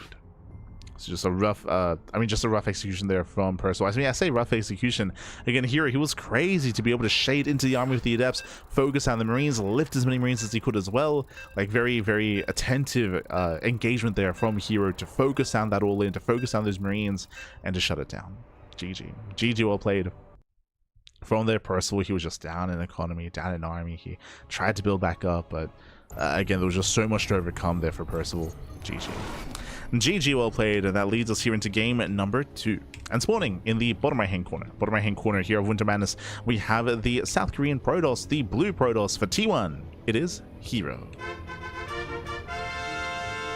And spawning in the top hand corner, we have his opponent. We have the South Korean Terran player, the red Terran. It is Percival. Here we go. Whew. Here we go, as we are going to be opening up. And we'll see how our players do adjust their builds and open up this time. Remember, last game, herO, he was forced into a delayed expansion after the eBay block. Did force him to expand on the low ground, and then cancel, and then re-expand. Which led into Phoenixes, into a Stargate opener. Meanwhile, Percival, he went for a 3-rack swallow-up, into an early stim timing, into a 2-base all-in. Went for the all-in, but again, he failed to kill herO with it. What about game 2? No.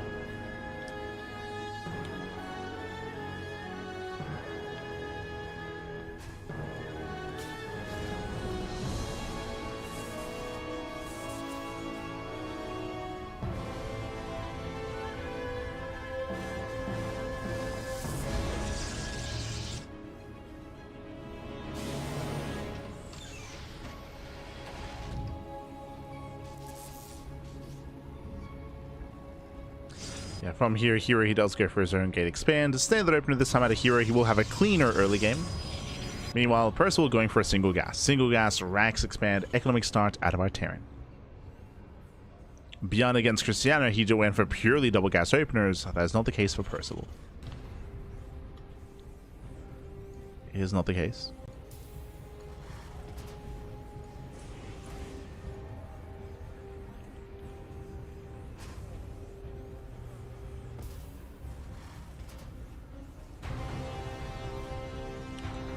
So just setting up that EFA. So it's going to be a raffle before the finals. True, true.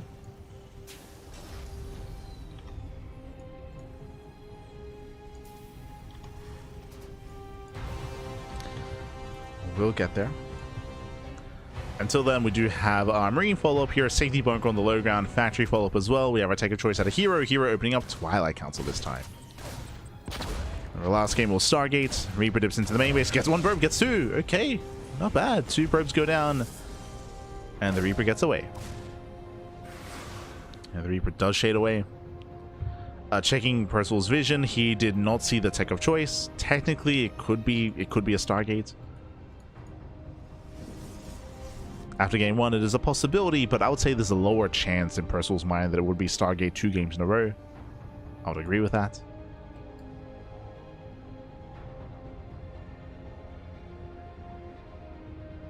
Now we're setting up.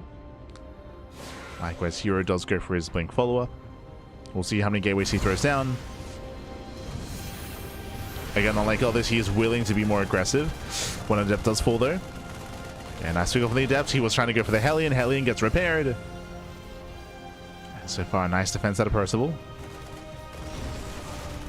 Oh, the Adept does get one SCV, but only one. One SCV for two Adepts, not quite worth it for herO. Better defense for the Terran. Oh, hello, and the follow-up is going to be 1-1-1. A no-drop play into Cloak Banshee. Let's go. We have our Cloak Banshee follow-up. Meanwhile, herO throws down extra gateways. He's going 3-gate blink into a Robo. Very safe build here from herO. Well, it should be safe.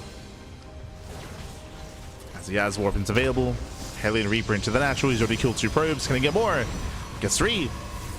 Third probe goes down. He gets another worker just barely towards the end.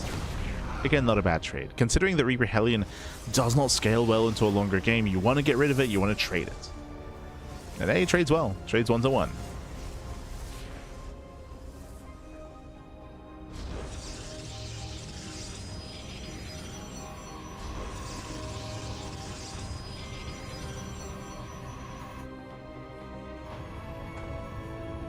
Trade 1-to-1.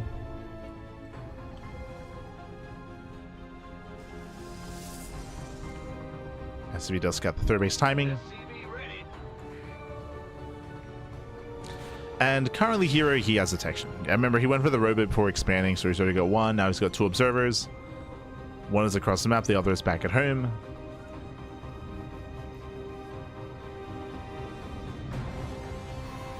Banshee moves into the main. Okay. Observers out of position, getting 1, getting 2, getting to 3, potentially 4 probes. Can we get 5? Just 3. 3 workers go down. Percival, he respects the Stalkers by there not being any detection.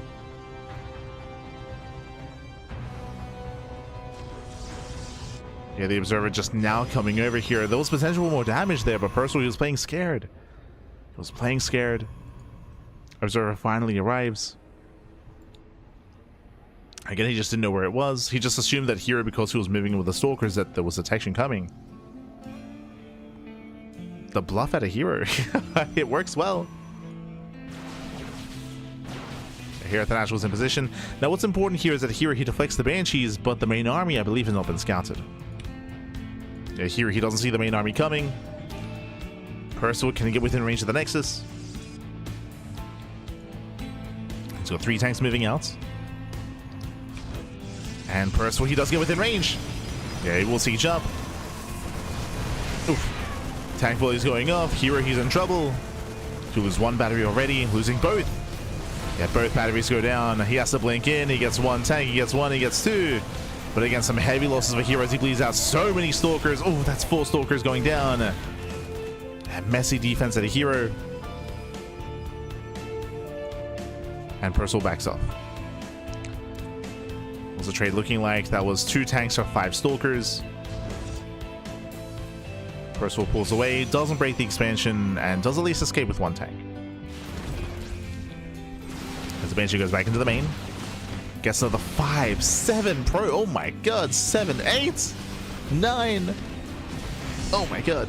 10 probe kills. Very nice. 10 probes go down. The Banshees, they do pull out. They get the hell out of there. 2 pull out.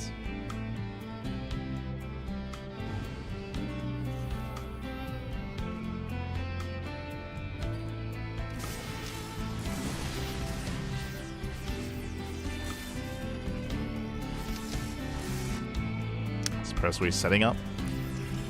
He's setting up defensively.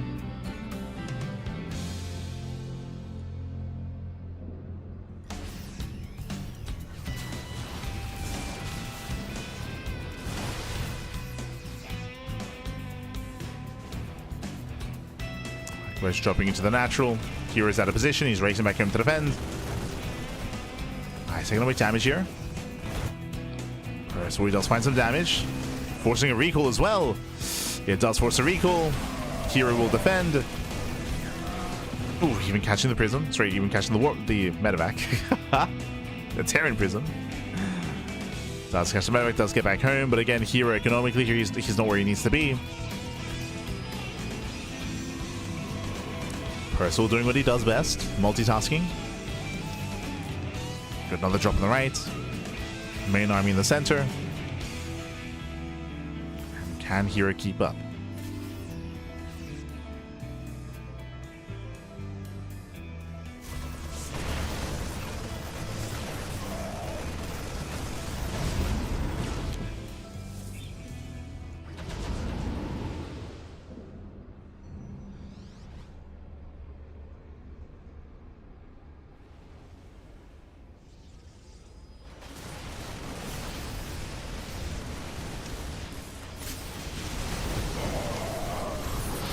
Yeah, so that's Percival does him in. Colossus, they're within range this time. Yeah, hero's in position. He can't take the fight. Percival has to get the hell out of here. Oh, please add a lot of units. Denied some mining, but that was not quite worth it. Yeah, it wasn't worth it.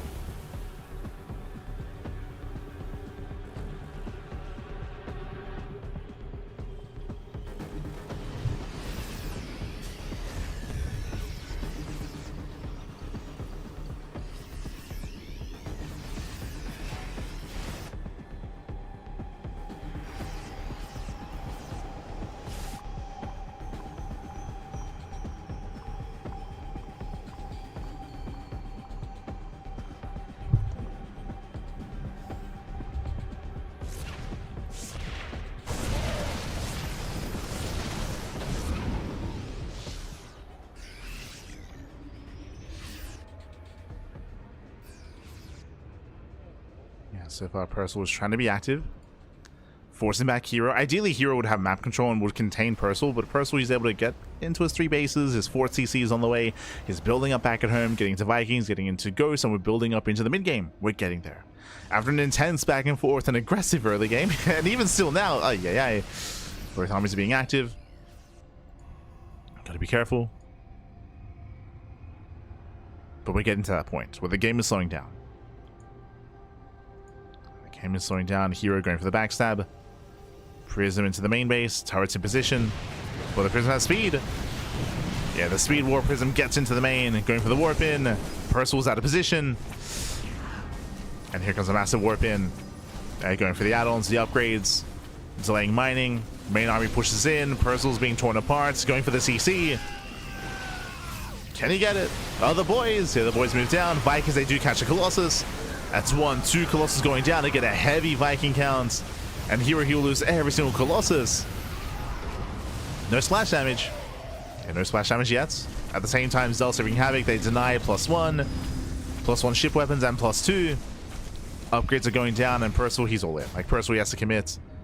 As he's losing everything in the main. He commits across the map. Back at home, it's mainly a gateway army. But here he has plenty. Yes, oh my god, the warp-ins. He's warping in 10 zealots at a time. He's coming in for the surround. Percival, get out of here. Percival, he does pull away. Catching a couple of stalkers.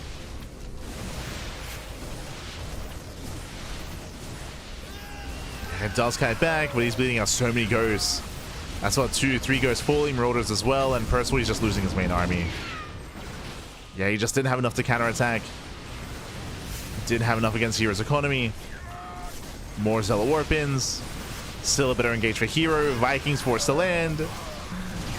The Vikings, they can't hold their own. Not like this. Oh my god. Some decent mine shots, but again, the Viking count gets completely reset. That means Colossus is viable again. And he's just going to keep going. He's going to keep pushing. herO, he has done it. GG gets called. And herO, he takes the series 2-0, advancing on to the grand finals. GG. Whew. GG, well played, congratulations. herO, he snowballs out of control. Again, the game was slowing down. We were building up into the mid game, and then herO got in with his Warp Prism. He got in with his Warp Prism, got a massive warp in into the main base. Percival, he was out of position. He raced back home. He lost upgrades in the main base, lost SCVs in the main base, and while he was distracted, herO came in from behind. And yes, herO did lose all the Colossus, but he was able to cripple the army, cripple the economy, and force Percival to push into him instead, and kind of force a better fight, a better engagement for herO. Got the surround off, punished the army. GG. GG, well played, herO. He does claim the series, does advance on to the grand finals, and we have our 2 finalists ready. It's going to be a best of 5. Best of 5 between herO and ByuN. Let's go. Let us go. We have our grand finals here, but before the finals, you know what time it is? It is a raffle time. La rifa, papi. Let's go.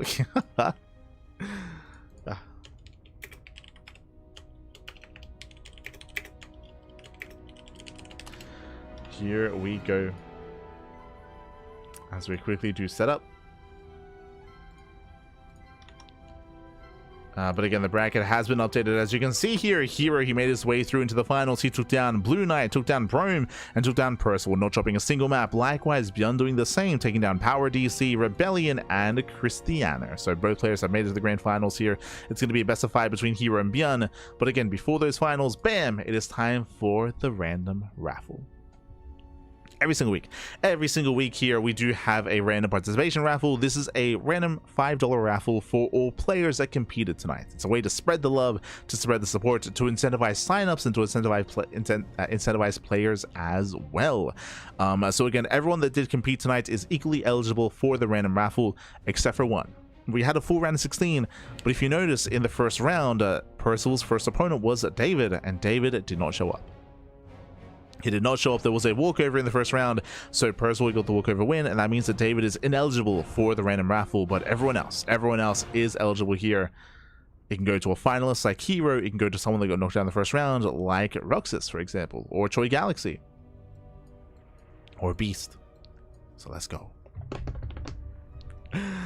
Let us go. So again, this week we have 15 players. 15 players are equally eligible for the random raffle, and this week the random raffle winner is... Oh. Okay, congratulations to Rebellion, the South Korean Protoss player from among SC2 people. He does walk away with 5 USD. Congratulations here.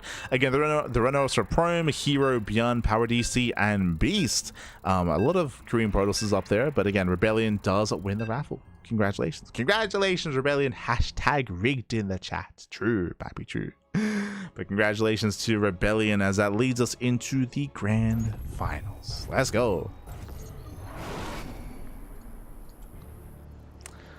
Let us go. Spawning in the top right hand corner of the Old Republic, we have the... you have the South Korean Protoss player. We have the Blue Protoss. Representing T1, it is herO. And spawning in the bottom hand corner, we have his opponents. We have the Red Terran player. We have the South Korean Terran representing Shopify. It is ByuN. Let's go. Let us go. And if you're in the chat, you know what time it is. It is a Gamba time. Predictions are open. Place your bets on who you think will claim the winner. Best of luck in the chat. Best of luck in the chat. Again, this is going to be a best of 5. Best of 5 grand finals. Bear that in mind when it comes to your predictions. Best of luck. Best of luck. So we have our best of 5.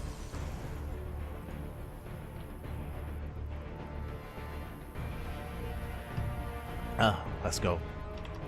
So just catching up in the YouTube chats. Bienvenidos. Who was / is the best Peruvian SC2 player?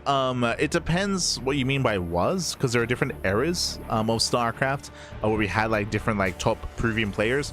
Right now, the best Peruvian player I would say is probably Mute. I say probably Mute because for a long time Ryu, he was the best. He was the best player in Peru. Bearing in mind that he's a Peruvian that moved to Italy, so he does live in Italia, papi, in Italia. Does have dual citizenship. But I would say that was Ryu. Currently, because Ryu is no longer a pro player, he streams and he ladders, but he no longer commits to improving like he used to. I would assume that Mute is currently above Ryu when it comes to current Peruvian players. So I would say that Mute is currently the best player in Peru. But there's an asterisk to that because I don't know how he compares to Ryu's current form. In the past, it was Ryu. There was an era where D-Mega, right? Where D-Mega was the best player in Peru. There was an era where Katz was the best player. There was an era where... I mean, there's been a lot of Peruvian players out there for sure. But yeah, those like been for... Sorry, I said D-Mega. My apologies. I meant to say B-Lord. Sorry, that was... I misspoke. But there was an era where B-Lord was the best player. He's a previous Zerg player. So there was an era for B-Lord, era for Cats, era for Ryu.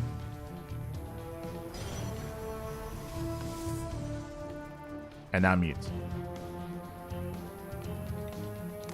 As ByuN does open up, oh my god, with a very fast 3-rack setup. So 3-rack mass stim, 3-rack stim here from ByuN, a very strong bio timing.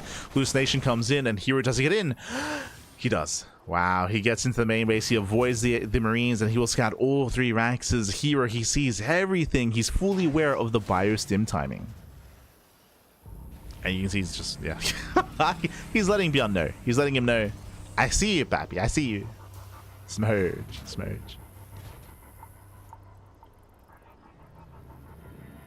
So cool, thanks for answering my question. Yeah, no problem. Of course, the Latin American scene used to be bigger back in the day. It used to be very, very big. Like 2020, 2021, 2022. Over the years, the Latin American scene has shrunk over time, unfortunately. Has shrunk.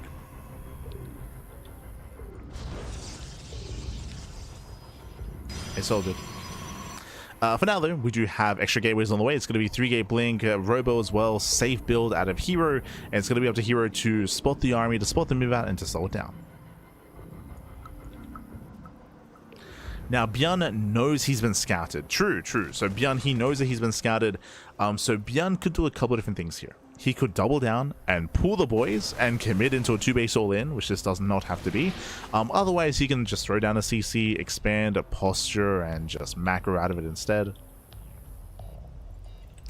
I will say that because herO scouted this, there's less of a chance that this works. So there's more of a chance that ByuN does something different here to try to get out of this instead. We'll see.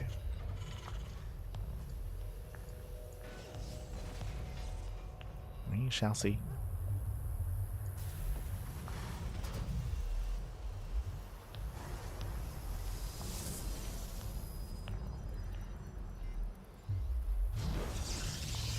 So it's building up. We have Stim on the way. Combat shields +1. All the upgrades for ByuN. Going into reactive medevac production. We're waiting for the medevacs, so this is going to be a delayed stim timing. Typically you want to be hitting with stim, but here we're delaying for the medevacs.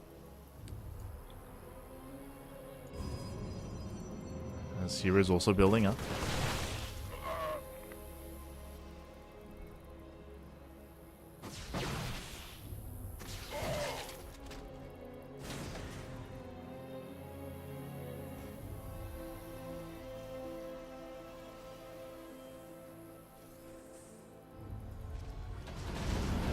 Building up.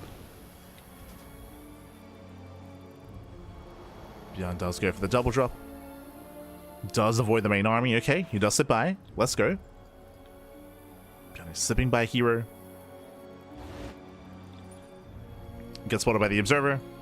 herO recalls back home. Yeah, big scout there with the observer.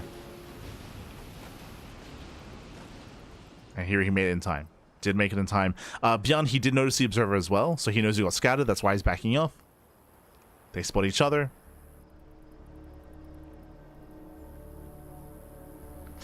Ooh, medevacs, they abandon the ground army. Stalkers, can they catch a marauder?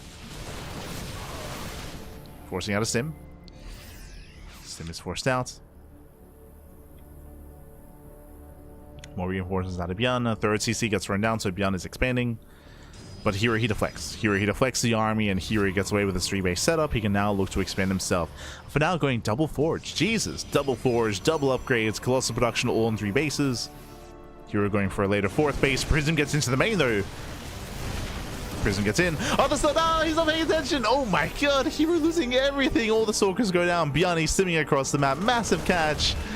As herO, he gets caught with his pants down. He was not paying attention, and herO. No stalkers left. The army is vulnerable. The army is fragile. He's got 1 Colossus. He's got a handful of zealots. That was 7 stalkers getting caught out. There's a cancel. They can just stim in. They can just stim and win. Again, herO, he wasn't looking. The pants were down completely, and that's going to be game. That's going to be game. There's no way. There's no shot he can hold on. Not like this. Army stims in. The army is a little bit over-stimmed, but the damage has been insane. Okay, he's got the Colossus. Colossus does arrive in time. herO, he's holding, but herO has lost so much, and here comes the rally. Again, ByuN, he knows how close he is to killing herO. He knows he is so close. Medevacs, they get away. Tanks are moving in.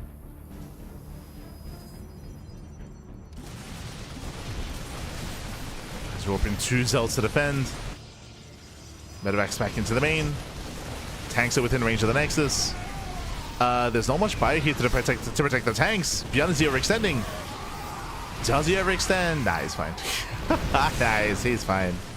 Shuts down the Zelds, keeps on pushing. There's a Viking as well to zone away the War Prism. You can see he's trying to drag the army within range of the tanks. Tanks, they shut down the Colossus. And everything is just snowballs out of control. Again, herO was fine. herO was keeping up until he got called in the center. GG gets called, and ByuN takes game number 1. GG. Whew.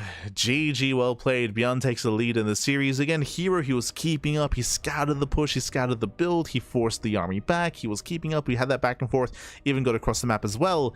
But, I mean, hey, that's StarCraft for you. One wrong moment, one moment where you're inattentive, where you're not paying attention, that can cost you the game.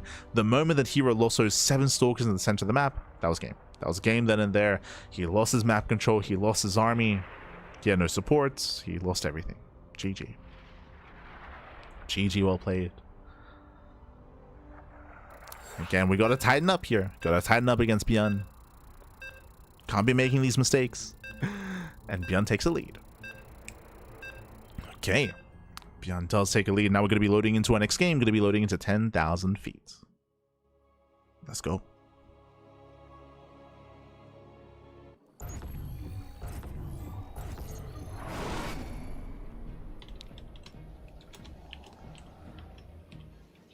We go, and spawning in the top left-hand corner of 10,000 feet, we have the South Korean Protoss player, the Blue Protoss representing T1. It is herO. And spawning in the bottom right-hand corner, we have the South Korean Terran player. We have the Red Terran representing Shopify. It is ByuN.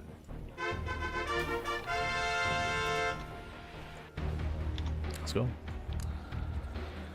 Whew, let us go. And again, a very intense game 1, a very back and forth as well. It all just came down to herO focusing a little bit too much to his War Prism across the map and not paying attention to his main army. So his main army got caught.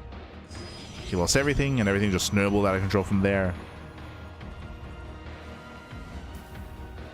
What I will say about that last game is that that game didn't really tell us too much about our current players, just because it was just a lapse in kind of attention. So lapse in attention of one of our players. But again, ByuN did capitalize. Did capitalize on it. And now we're loading into a much smaller map. Much smaller map. Shorter rush distance by ground. Again, 10,000 feet has the shortest rush distance out of any map in the current map pool. Does mean that, I mean, if a fight goes poorly, then your opponent can counterattack real fast and real quick. So the punishments on this map are quite strong. They're quite severe. At the same time, the initial 1, 2, 3 base setup is very close together, very tight-knit, very centralized. So defending on 4 bases is a little bit easier when it comes to keeping up with army rotations. That's to compensate for the small map. So more defensive map layouts or base layout, but smaller map.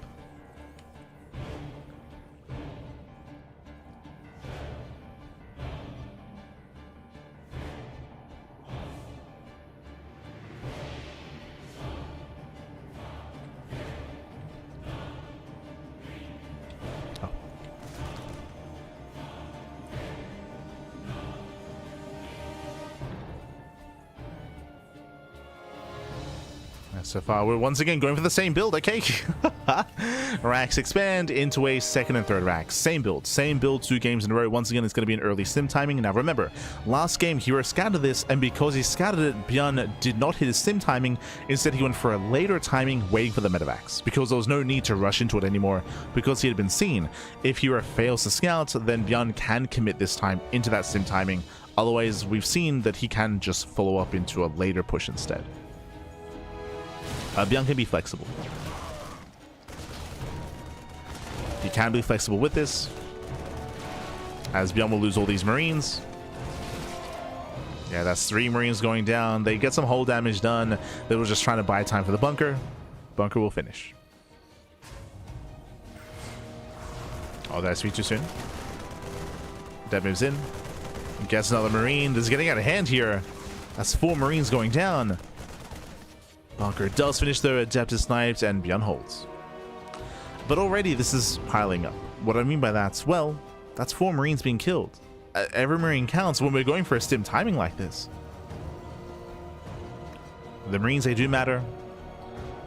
Behind this, oh, herO being greedy. This might be too much. He's going 2-gate blink into a third. Very fast throw base out of herO, and herO did not scout the main. He doesn't know. He doesn't know what's going on. He's now scouting, but after making the decision. So herO, he's already locked into a greedy build. He's already locked in.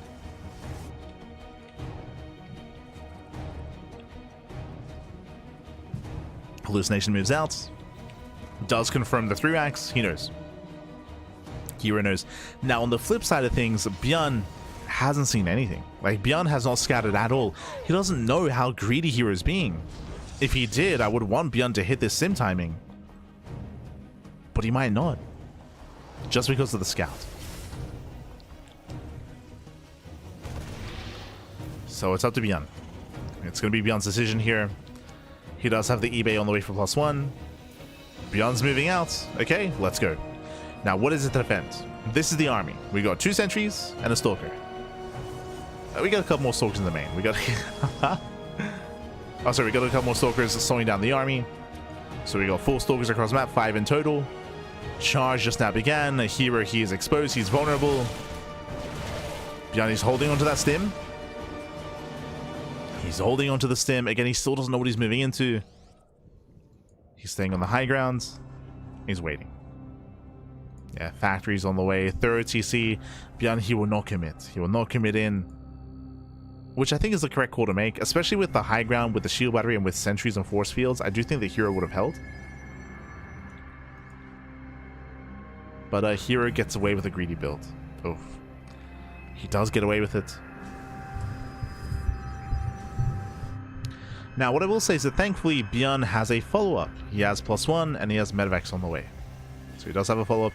I will say that this time this was a faster 3rd CC, so it's going to be a later follow-up. So I do prefer herO's position compared to last game. But herO can now start thinking about a 4th base.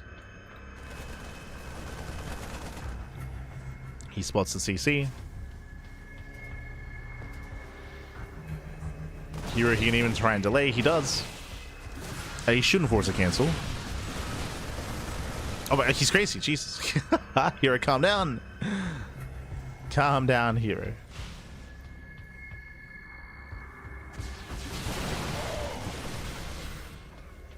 Again, you can see he's trying to force out a stim. He's trying to trade with the army. First tank has arrived.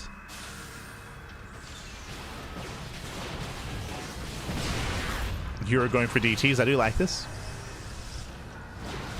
Again, it's a very biocentric composition. It's very mule heavy as well. Get some Marauder. Get some Marine. Another Marine goes down. Nice pickups out of herO. More reinforcements are on the way. And ByuN is having a hard time expanding.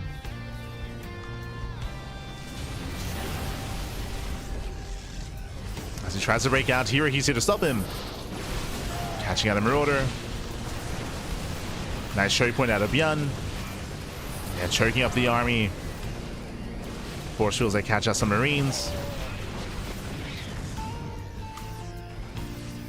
As ByuN does slowly expand.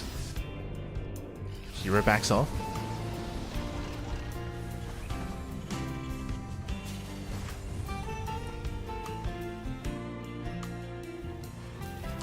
Pulls away for a moment, allowing the 3rd base to expand. They're now collapsing in. Very nice force fields. Oof, Marauder's getting caught out.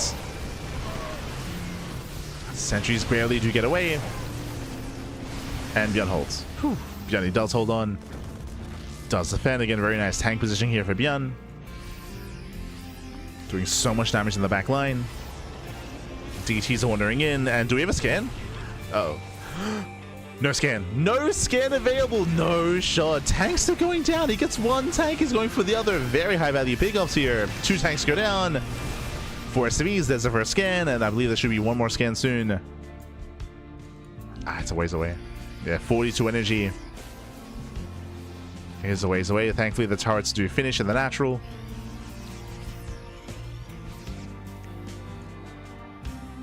But again, herO popping up.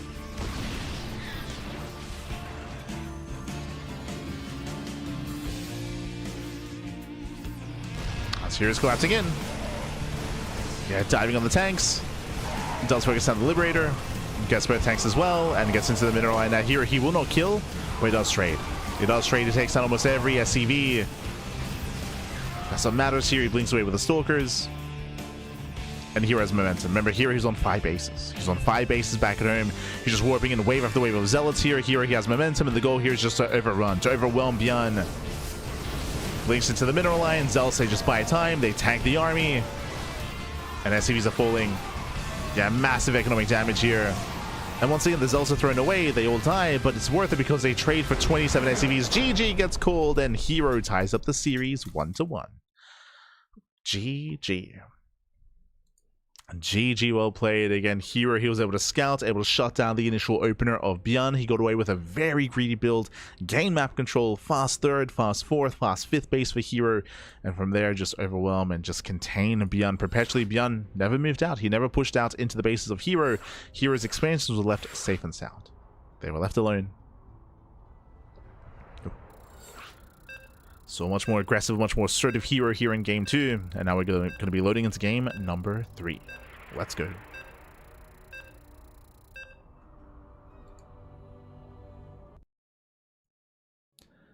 And again, winding it back, again, that was a herO with a boosted economy, so he had a lot more control there. He got away with his build, he got away with his greed. And that snowballed in the mid-game. Oh. And now we're getting into game 3, and spawning in the top left-hand corner of Ruby Rock, we have the South Korean Protoss player. We have the blue Protoss for T1. It is herO. Tying up the series. And spawning in the bottom right-hand corner, we have his opponent. We have the South Korean Terran player, the Red Terran, representing Shopify, being forced into a tied series. It is ByuN. Hello. SV gets spotted. ByuN, he was going for an eBay block. Yeah, he gets spotted. He's denied. SV has to come back, and ByuN's early game, his opener, is disrupted. So the eBay block is going to be deflected.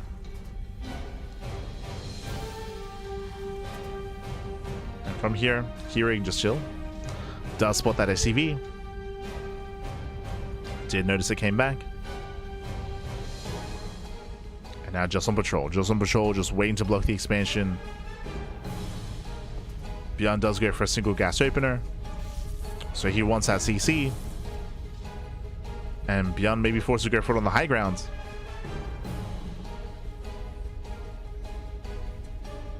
You know what, herO expands. herO freely expands. herO's in position to block the CC.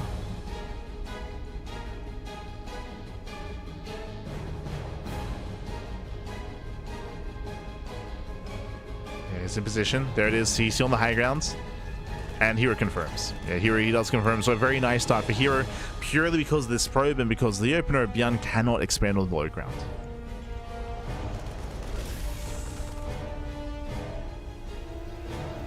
So again, very annoying early game here from herO. And now we're opening up.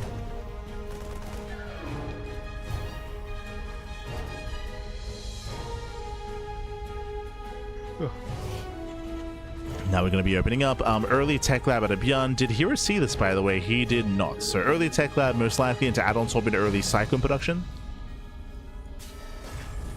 It's a very safe opener out of ByuN. Very safe. herO going for his tech of choice, going for a Twilight Council into Blink. Most likely. There are some builds where you can go for early charge, especially on a map like 10,000 feet or Ruby Rock, for example. If you believe your opponent's going to be aggressive, then you can try to hard counter with early charge instead. So technically that is an option.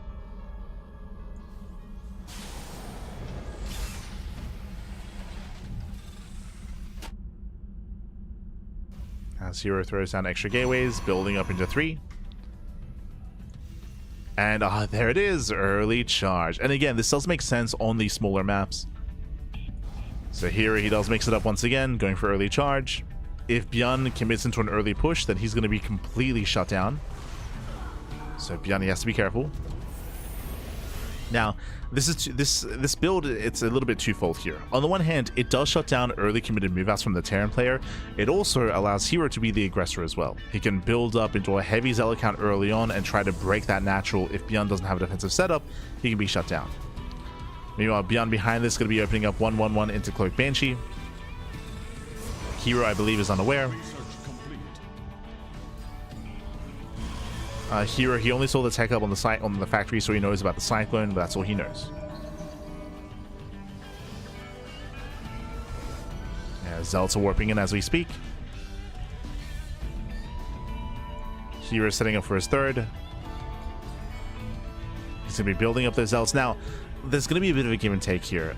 Because herO did not open up Blink, that does mean that herO has less anti-air to deal with the Banshees. The Banshees have a lot of potential.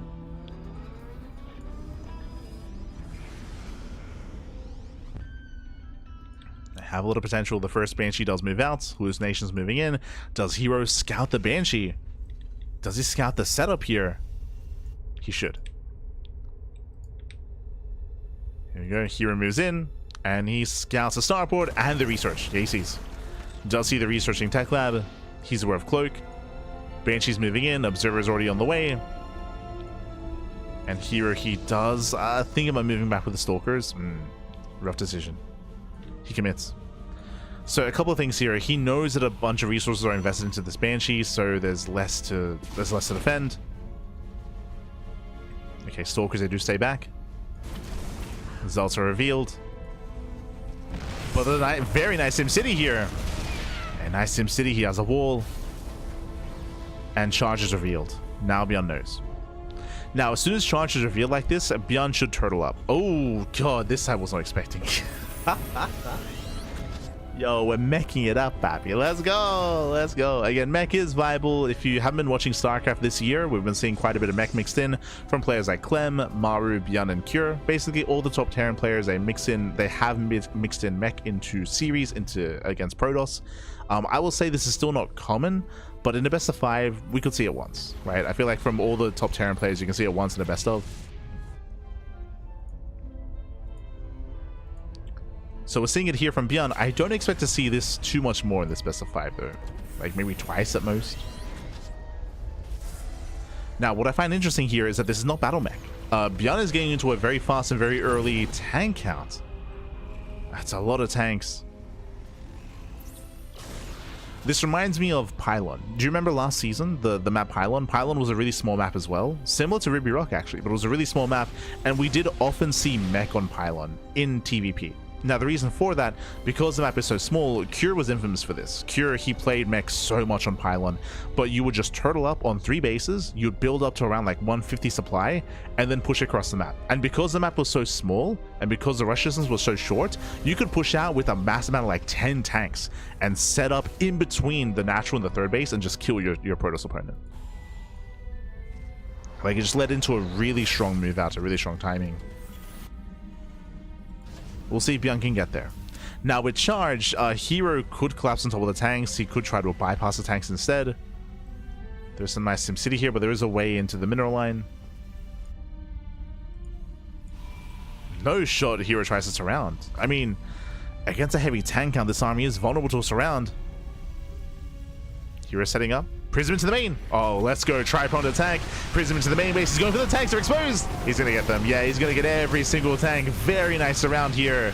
herO gets 1, 2, 3, 4 tanks go down in the front lines. Zealots they pop up in the mineral line here, and ByuN's being torn apart. He's being torn apart. 12 SCV kills. And hero's not done. Yeah, hero's not done. Massive Stalker warp into the main. Going for the Cyclones. He gets 1, he gets 2, 0 Cyclones left. GG gets called, and herO with the tri-pronged attack. He's crazy. Pulls ByuN apart, and herO takes a 2-1 lead. GG. Oh my god. GG, well played. Again, warping into the main base. Zealots from the 3rd, Zealots from the natural as well. Surrounded the tanks. The tanks were exposed. They were on their own. herO just not allowing the tanks to build up into a mass mount, into critical mass. Was able to shut down ByuN early before the mech could really get going. GG. Calm down, herO. Yeah. Calm down. GG, well played.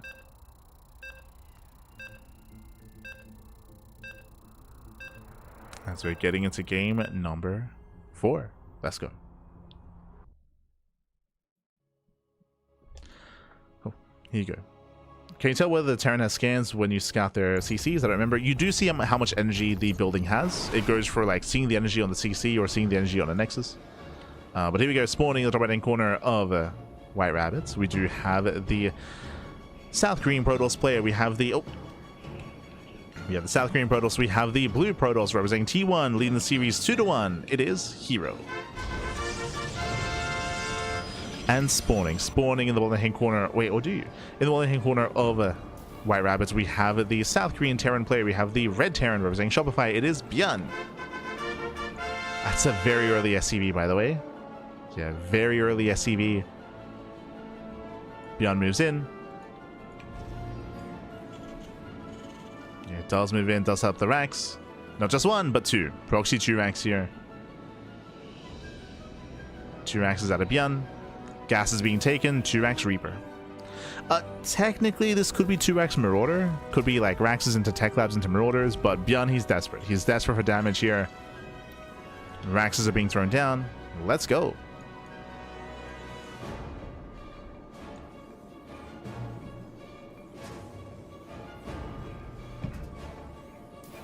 Let us go.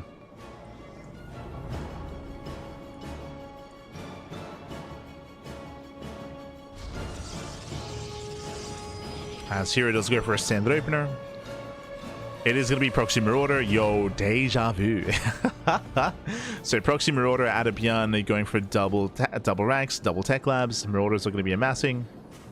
And we'll see if herO can scout. Now, what's happening right now here, I don't know if you noticed, but every game up until this point, almost every game, herO, he's been probe scouting. This time, no probe scout. If he had gone for a standard probe scout, he would know that the Rax is missing, and then he'd have the wherewithal to scout and play safe. But herO's being greedy. herO does not probe scout, and I'm sure that's factoring into why ByuN went to the proxy this game. I'm sure he's aware that maybe herO does not probe scout on White Rabbits, so this is going to be hitting even harder than usual, because herO doesn't realize what's happening, whereas typically he should. Stargate follow-up as well, which means later gateway, and I think this just kills. We'll see, but herO's going to have minimal defenses early on. There's not much.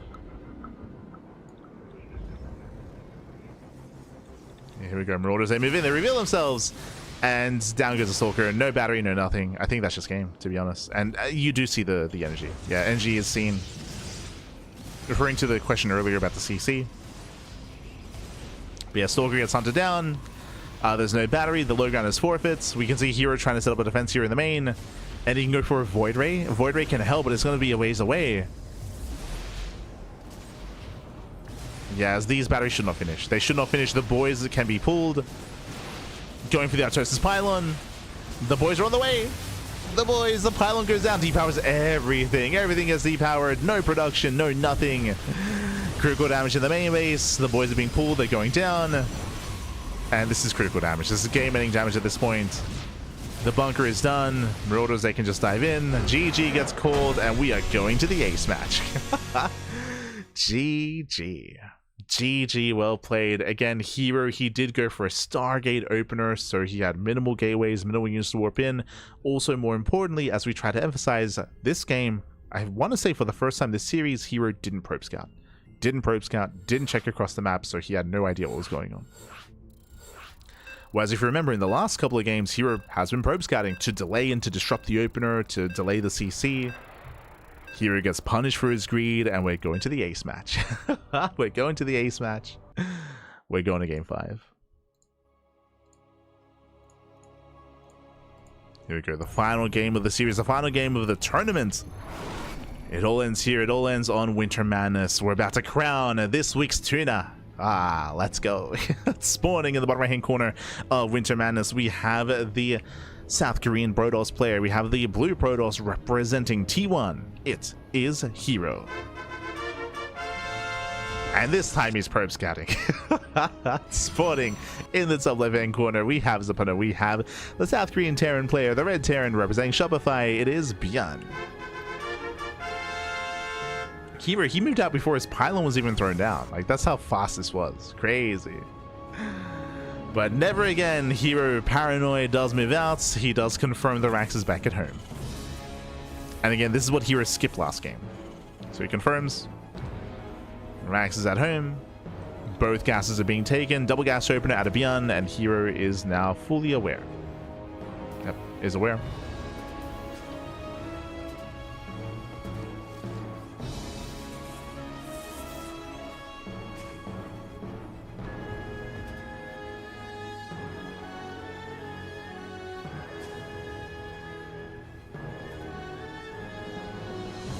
And with that, he is aware. Oh, Jesus. Probe has to be careful not to be surrounded. Does force some lost mining time.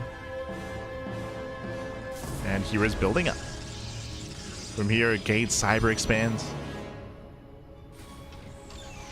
Getting into our openers.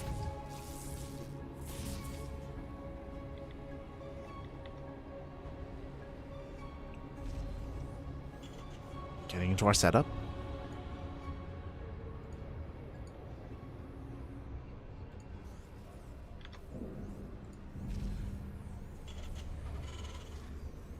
What a filthy cheese. I mean, again, you know, herO got punished last game. That's why we're seeing the probe scout here, but he chose not to probe scouts. You leave yourself vulnerable to that sort of thing. Este herO. The greed was punished.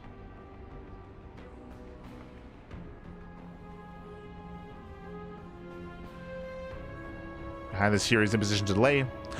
And does delay the CC. ByuN has 400. Oh, yeah, CC on the high ground. There it is. CC is forced on the high ground, so big delay here for ByuN. Nice moves out of herO.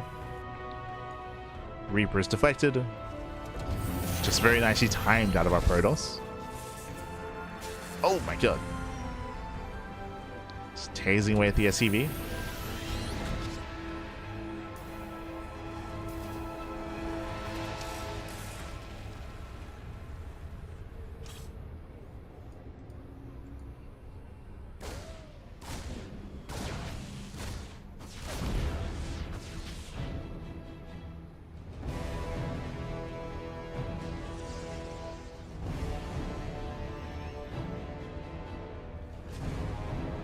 As ByuN pulls away. ByuN pulls away behind this building up into zone 111 into a zone Wooden Mine drop follow-up. The mines are amassing. herO, he scouts the Wooden Mines, he's aware. Ooh, even killing the SCV as well. Nice moves there by herO. And this time Blink. There's no crazy Stargate, there's no Phoenix opener. 3 gateways, Robo, standard, safe opener out of herO. Likewise, this time no mech. We saw it once in the best of 5, but only once. ByuN going for his bio. Triple mine drop across the map. This is a little bit more committed than usual. 3 Widow mines. Bearing in mind that I believe herO didn't scout all 3 mines, so he doesn't know how many Widow mines there are inside the medevac. So the third one could be a bit of a surprise. You can try to hold on to it. ByuN does boost in. Sorg is in position. I'll notice 1, 2 Widow mines are at the natural. Nope. Nice reactions, losing 3 probes. Then we get the final mine into the main. And herO, he should be paying attention here. Oh, yeah, does pull the boys. And does kill. Oh my god, casita. Yeah, Widow Mine does barely get away here. And no major damage. I mean, 3 probes for 2 mines, slightly better for ByuN. So far, he keeps the medevac alive, and he gets a full scout as well. You got a full scout off. Boosting back in. Diving back into the main base. Up. Nice retargeting. Gets 2. Okay, 5 probe kills in total. Not bad. And here comes the counterattack. herO, he moves out across the map. He currently does not have high ground vision. Delays the bunker. Ooh. Forcing a cancel. Getting a kill as well towards the end. Okay. Este herO. Kills the bunker. He's behind the mineral line, delaying mining time. Even intercepting that medevac. Here come the extra warp ins. And with that prism, here he can dive into the main. There is an opening. He wants the tank. He wants it. Yeah, he blinks in, dives on forward. Tank goes down. Medevac as well. Yeah, massive pickoffs. Here he bleeds out a couple of stalkers. That's what, 3 stalkers going down. Bunker is finished, and ByuN holds. ByuN, he does hold on, but here he still gets behind the mineral line. So far, it's been 3 stalker kills. And the stalkers are low, but they're still barely alive. Barely alive. Nice sniping the observer. Oh, herO blinks in. Crazy. This is an overextension. Yeah, he does overextend. He bleeds out 3 more stalkers. Barely gets a tank, but that was not worth it. Not worth it at all. He's down to 3 stalkers left. He lost too much. herO. Okay, he lost too much. Raven harassed across the map, getting 4 more SCVs, 4 more probes. And again, here he lost 11 stalkers. The first 3 made sense. But here he did overextend. Now trying to blink into the main, bit of miscontrol.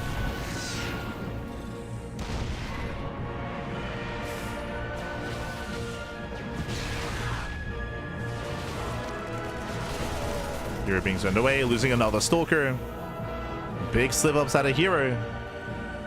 He's getting punished. And ByuN's building up. Now, ByuN can't really capitalize on this yet. ByuN, he's just still stuck at home. He's working towards stim, combat shields, +1.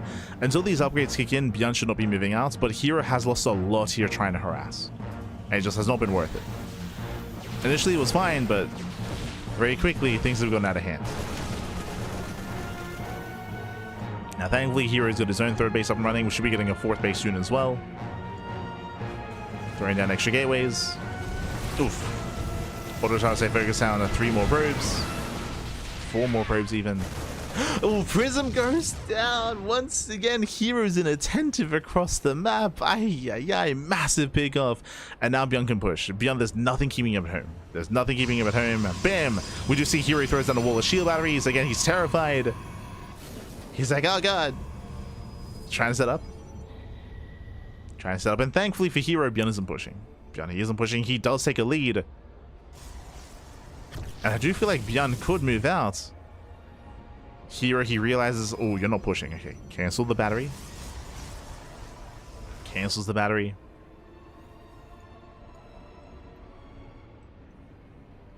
Stalkers, they confirm the positioning of the army. Raven harass continues. This one Raven popping off, it's got 7 kills. Stalkers, they once again overextend. It's very tense. Very tense. herO's moving out. ByuN likewise moving out as well. Now, do we pass by each other? Do we base trade? Both armies are pushing. Who reacts? Who turns around? As herO, he does hit the natural. ByuN does turn around. He does catch a free immortal in the center of the map. Not bad. Does get the immortal at the same time, though. Zelsay busts into the main. Remember, herO can always recall. He can always recall back home. The boys are being pulled.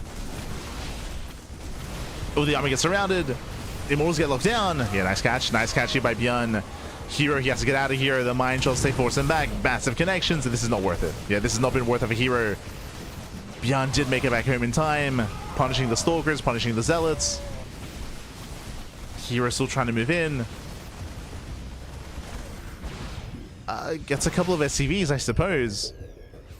But herO bleeds out so much army.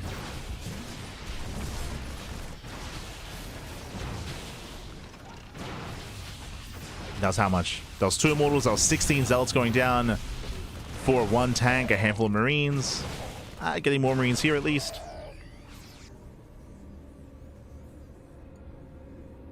But we're getting messy. We're getting very messy here. I think I would say that herO would be ahead if he had a 4th base. But herO didn't expand behind this here. Oh, but he has close. Okay. herO, he can still keep pushing. herO, he can still keep pushing there. We got 4th bases on the way. herO's reinforcing with more zealots. herO, he wants to kill. He wants to just straight up kill. More harass across the map. More probes going down.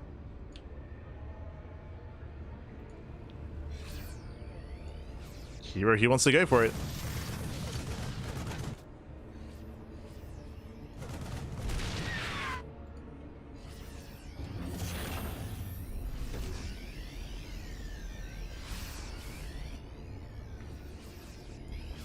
Does want to go for it.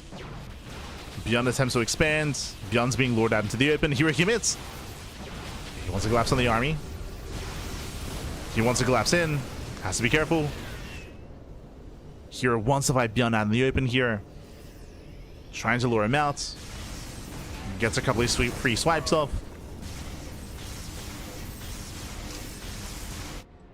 herO's getting his 4th up and running. herO playing with fire. Jesus. Has to be careful. Taking hull damage. Gets a depot. Gets a reactor. herO is still containing. ByuN is supply blocks. Oh. Yeah, big supply block for ByuN. ByuN can't spend his money. He can't make anything. He's got 3 depots on the way. herO catching up more add-ons. Gets a tech lab. Does force a stim. Oh! And stim does get a Colossus. Yeah, a bit of miscontrol out of herO. Did overextend, did lose a Colossus. We have another joining the fray. But that should have been 3 Colossus.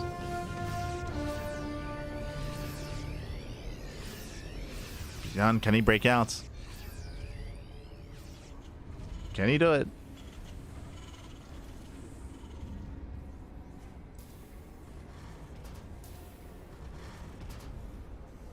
Oh. Jeez, those Ravens. They've been popping off, happy. 6 more probe kills. Getting the 3rd base. Got more probes. Jesus. 10! The MVP Ravens. 17 and 11 kills each. That's crazy.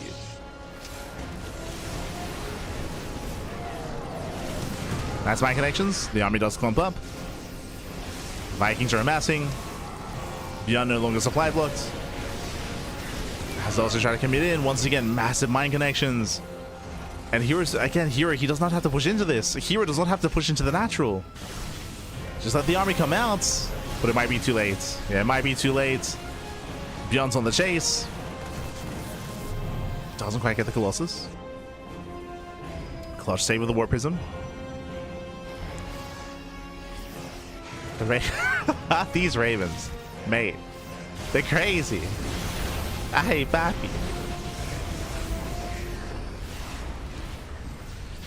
They're still finding more damage, by the way. They're crazy.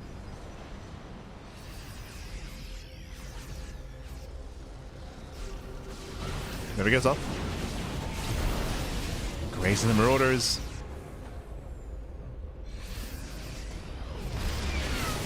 Yeah, here he does collapse in. Nice EMP. Yeah, EMP goes off, tank goes down, Colossus going down one after the other. ByuN has to cut back to his natural. And he does focus on the disruptor. Not enough zealots. Yeah, not enough zealots. Zealots are going down, and ByuN, he defends. He shuts down the army. Chasing down the final Colossus.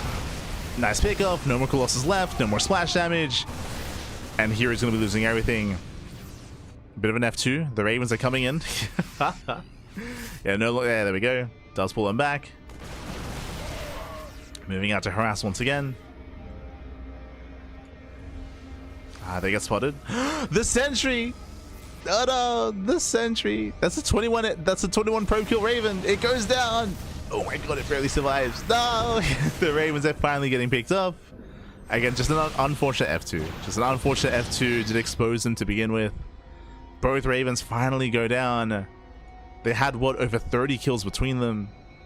Unironically. It was like 21 and 15. But here we go. Here he's rebuilt his army. He's on 69 workers. ByuN, he had to pull the boys to defend. ByuN, he's down to 35 SCVs.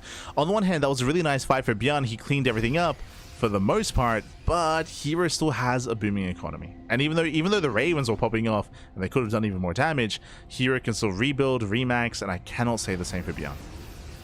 ByuN had one fight. It just took him too long. The reality here is it just took too long to expand. It took too long to get the space up and running.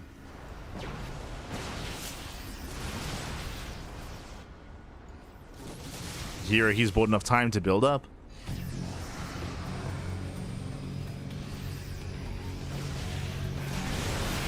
Now we can push in. Vikings, they get one Colossus, but there's just so many Zealots. They're stuck behind the army.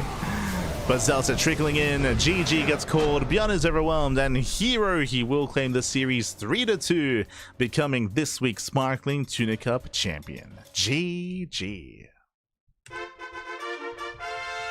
Whew. GG, well played. herO, he does claim the series. Again, a very intense back and forth here between herO and ByuN, where ByuN, he had such a hard time expanding. He was stuck on 2 bases. Took him the entire game to claim his 3rd base. herO was taking some bad fights. True. herO, he was overextending. He was overextending at times, pushing too far in, and herO did make it close as a result of that. Oh. Congratulations on the dog. But GG, well played. Again, here he was overextending at times. He was giving ByuN some better fights. That is true. ByuN, he did have some better fights, but as we tried to emphasize, ByuN was running out of money. He was running out of money. He was running out of steam. He could not reinforce. He could not sustain his own losses just because of how small of an economy he had. He finally took his 3rd base, but by then it was too late. It was too little too late. herO still just snowballed out of control off of 69 probes. Nice. And with that, congratulations to herO for becoming our champion. GG. GG, well played. Whew. Does claim it. Does claim it, Pappy. Congratulations. And a shout out to ByuN, because even though herO wins and herO was the favorite player, it still went to the ace match. Like, and I can see a world where ByuN could have taken the series as well. Like, again, ByuN, he still did force the ace match, did bring us all the way to game 5, so we had an intense back and forth. Very nice showing here by ByuN, considering that herO is the best Protoss in the world, arguably, you know, top 2 alongside Classics. So for ByuN to hold his own here, very impressive play. GG. Whew. GG, well played. With that, congratulations. With that, we are going to be wrapping up our broadcast for the evening. We're going to be wrapping up, but otherwise, thanks for watching. Thanks so much for tuning in. Again, shout out for herO. herO, he's a rare size in our event, so great to see herO competing. And again, ByuN did pose a threat. He did pose a threat. He was a solid challenger to herO. GG. GG, well played. Congratulations as well to Rebellion. If you recall, Rebellion, he did of course win the random raffle this week, so Rebellion also walks away with a little bit of prize money, so shout out to Rebellion. And very quickly here, when it comes to the rest of our schedule, bam, there it is. When it comes to the rest of our schedule here, you can see we have the rest of the week ahead of us. Now, we do not have a broadcast tomorrow morning. You can see Monday morning is free. That is because in 2 hours time, we have the Euthermal 2v2 circuit. The Euthermal 2v2 circuit is in 2 hours. We will not be casting. We admin. For those who don't know, we do admin and run the event. We work behind the scenes, and it does end quite late, so I do not have time to cast tomorrow morning, unfortunately. Going to be focusing on running the Euthermal event. So your Thermals tournament is going to be again in 2 hours time. Tomorrow evening, going to be live with the Wardy TV Monday. We then have Little League Cup on Tuesday, Thursday, Friday, Saturday, Sunday. A full week of Little League Cup, catching up on the Little League Cup 2025 Grand Finals. We also have Pegasus Cup on Wednesday, more Wardy TV Monday on Wednesday as well. We have the Pondcast on Thursday, SDO is this Saturday, and Tuna Cup is also on Sunday. Again, this is a weekly tournament. If you enjoyed the event, if you enjoyed the broadcast, this event is at a more European/Korean friendly time slot, then this is a weekly tournament every Sunday, every single Sunday. There are times where we have to reschedule to a Tuesday. As a heads up, that is usually if there's like Home Story Cup, right? If there's like Home Story Cup over the weekend, or if there's like Star Wars Agora or RSL playoffs, like if there's a big event happening over the weekend, then we do typically reschedule Tuna Cup, but otherwise it should be on Sundays, just as a reminder. Otherwise, thanks for watching. Thanks so much for tuning in. If you want to support the Sparkling Tuna Cup and the Sea Ducking Open and other and the rest of our tournaments, you can do so via Patreon. !Patreon in the chat. Bam, you can see just next to me, no longer a schedule. Those are our 3 tournaments that we host on a regular basis. We have Sea Ducking Open, which is for Diamond players. We have Masters One Open, which is for Masters players. And we have Sparkling Tuna Cup, which is for all players. So we run 3 events on a regular basis. Some of these events are for up-and-coming amateur players. The other events, of course, are for the big dogs, for the pro players instead. Bearing in mind that we've been running our tournaments since 2017 for a very long time. And fun fact, because we've been casting since back then and running our tournaments since back then, we actually casted certain players when they were diamonds. Players like Mixu, players like Baby Marine as well, players like GG Machine. A lot of these guys we casted many, many years ago, and they were playing in our tournaments back in the day as well, in our diamond tournaments, and our masters tournaments. I'm not saying that every one of the players that plays in our events makes it to, you know, the pro level, but some of them do. You know, that we find some diamonds in the rough. That's the purpose of our amateur events, is to give the opportunity for players to improve and to compete and to strive to get better and better. And that happened to players like, you know, Mixu, like Baby Marine, like GG Machine as well, like Ruichi, for example, or Oreo or Starduck. There's like a list of like maybe like 10 or so players that we casted back in the day that eventually, you know, got to GM and got to that level of play, which is really cool to see. You know, I got a soft place in my heart for them, baby. GG, well played. It is great to see. And again, if you want to help support the scene and support the players, you can do so via Patreon. Otherwise, if you wish, you can also support us by following us on YouTube. YouTube is the place to be. We do upload to YouTube on a daily basis. We also stream on YouTube as well. So we're on YouTube, we're on Twitch, we're on Kick, we're on Facebook, we're on Instagram, we're on Twitter, all things CranKy, Ducklings, Mastodon, Blue Sky. So you can follow us there if you wish. You can join us on Discord as well. Otherwise, we'll see you guys tomorrow morning. We'll see you guys tomorrow evening for some Wardy TV Monday action. We'll see you then. Otherwise, thank you so much for watching, and I guess we'll see you also in 2 hours time for the thermal 2v2 circuit. Again, the March edition, I believe. Again, we won't be casting it, we'll be running it behind the scenes instead. Otherwise, thank you so much for watching. We'll see you guys next time. Until then, hasta luego. Also, big congratulations to herO, baby. Congrats to herO. GG, well played. See you next time.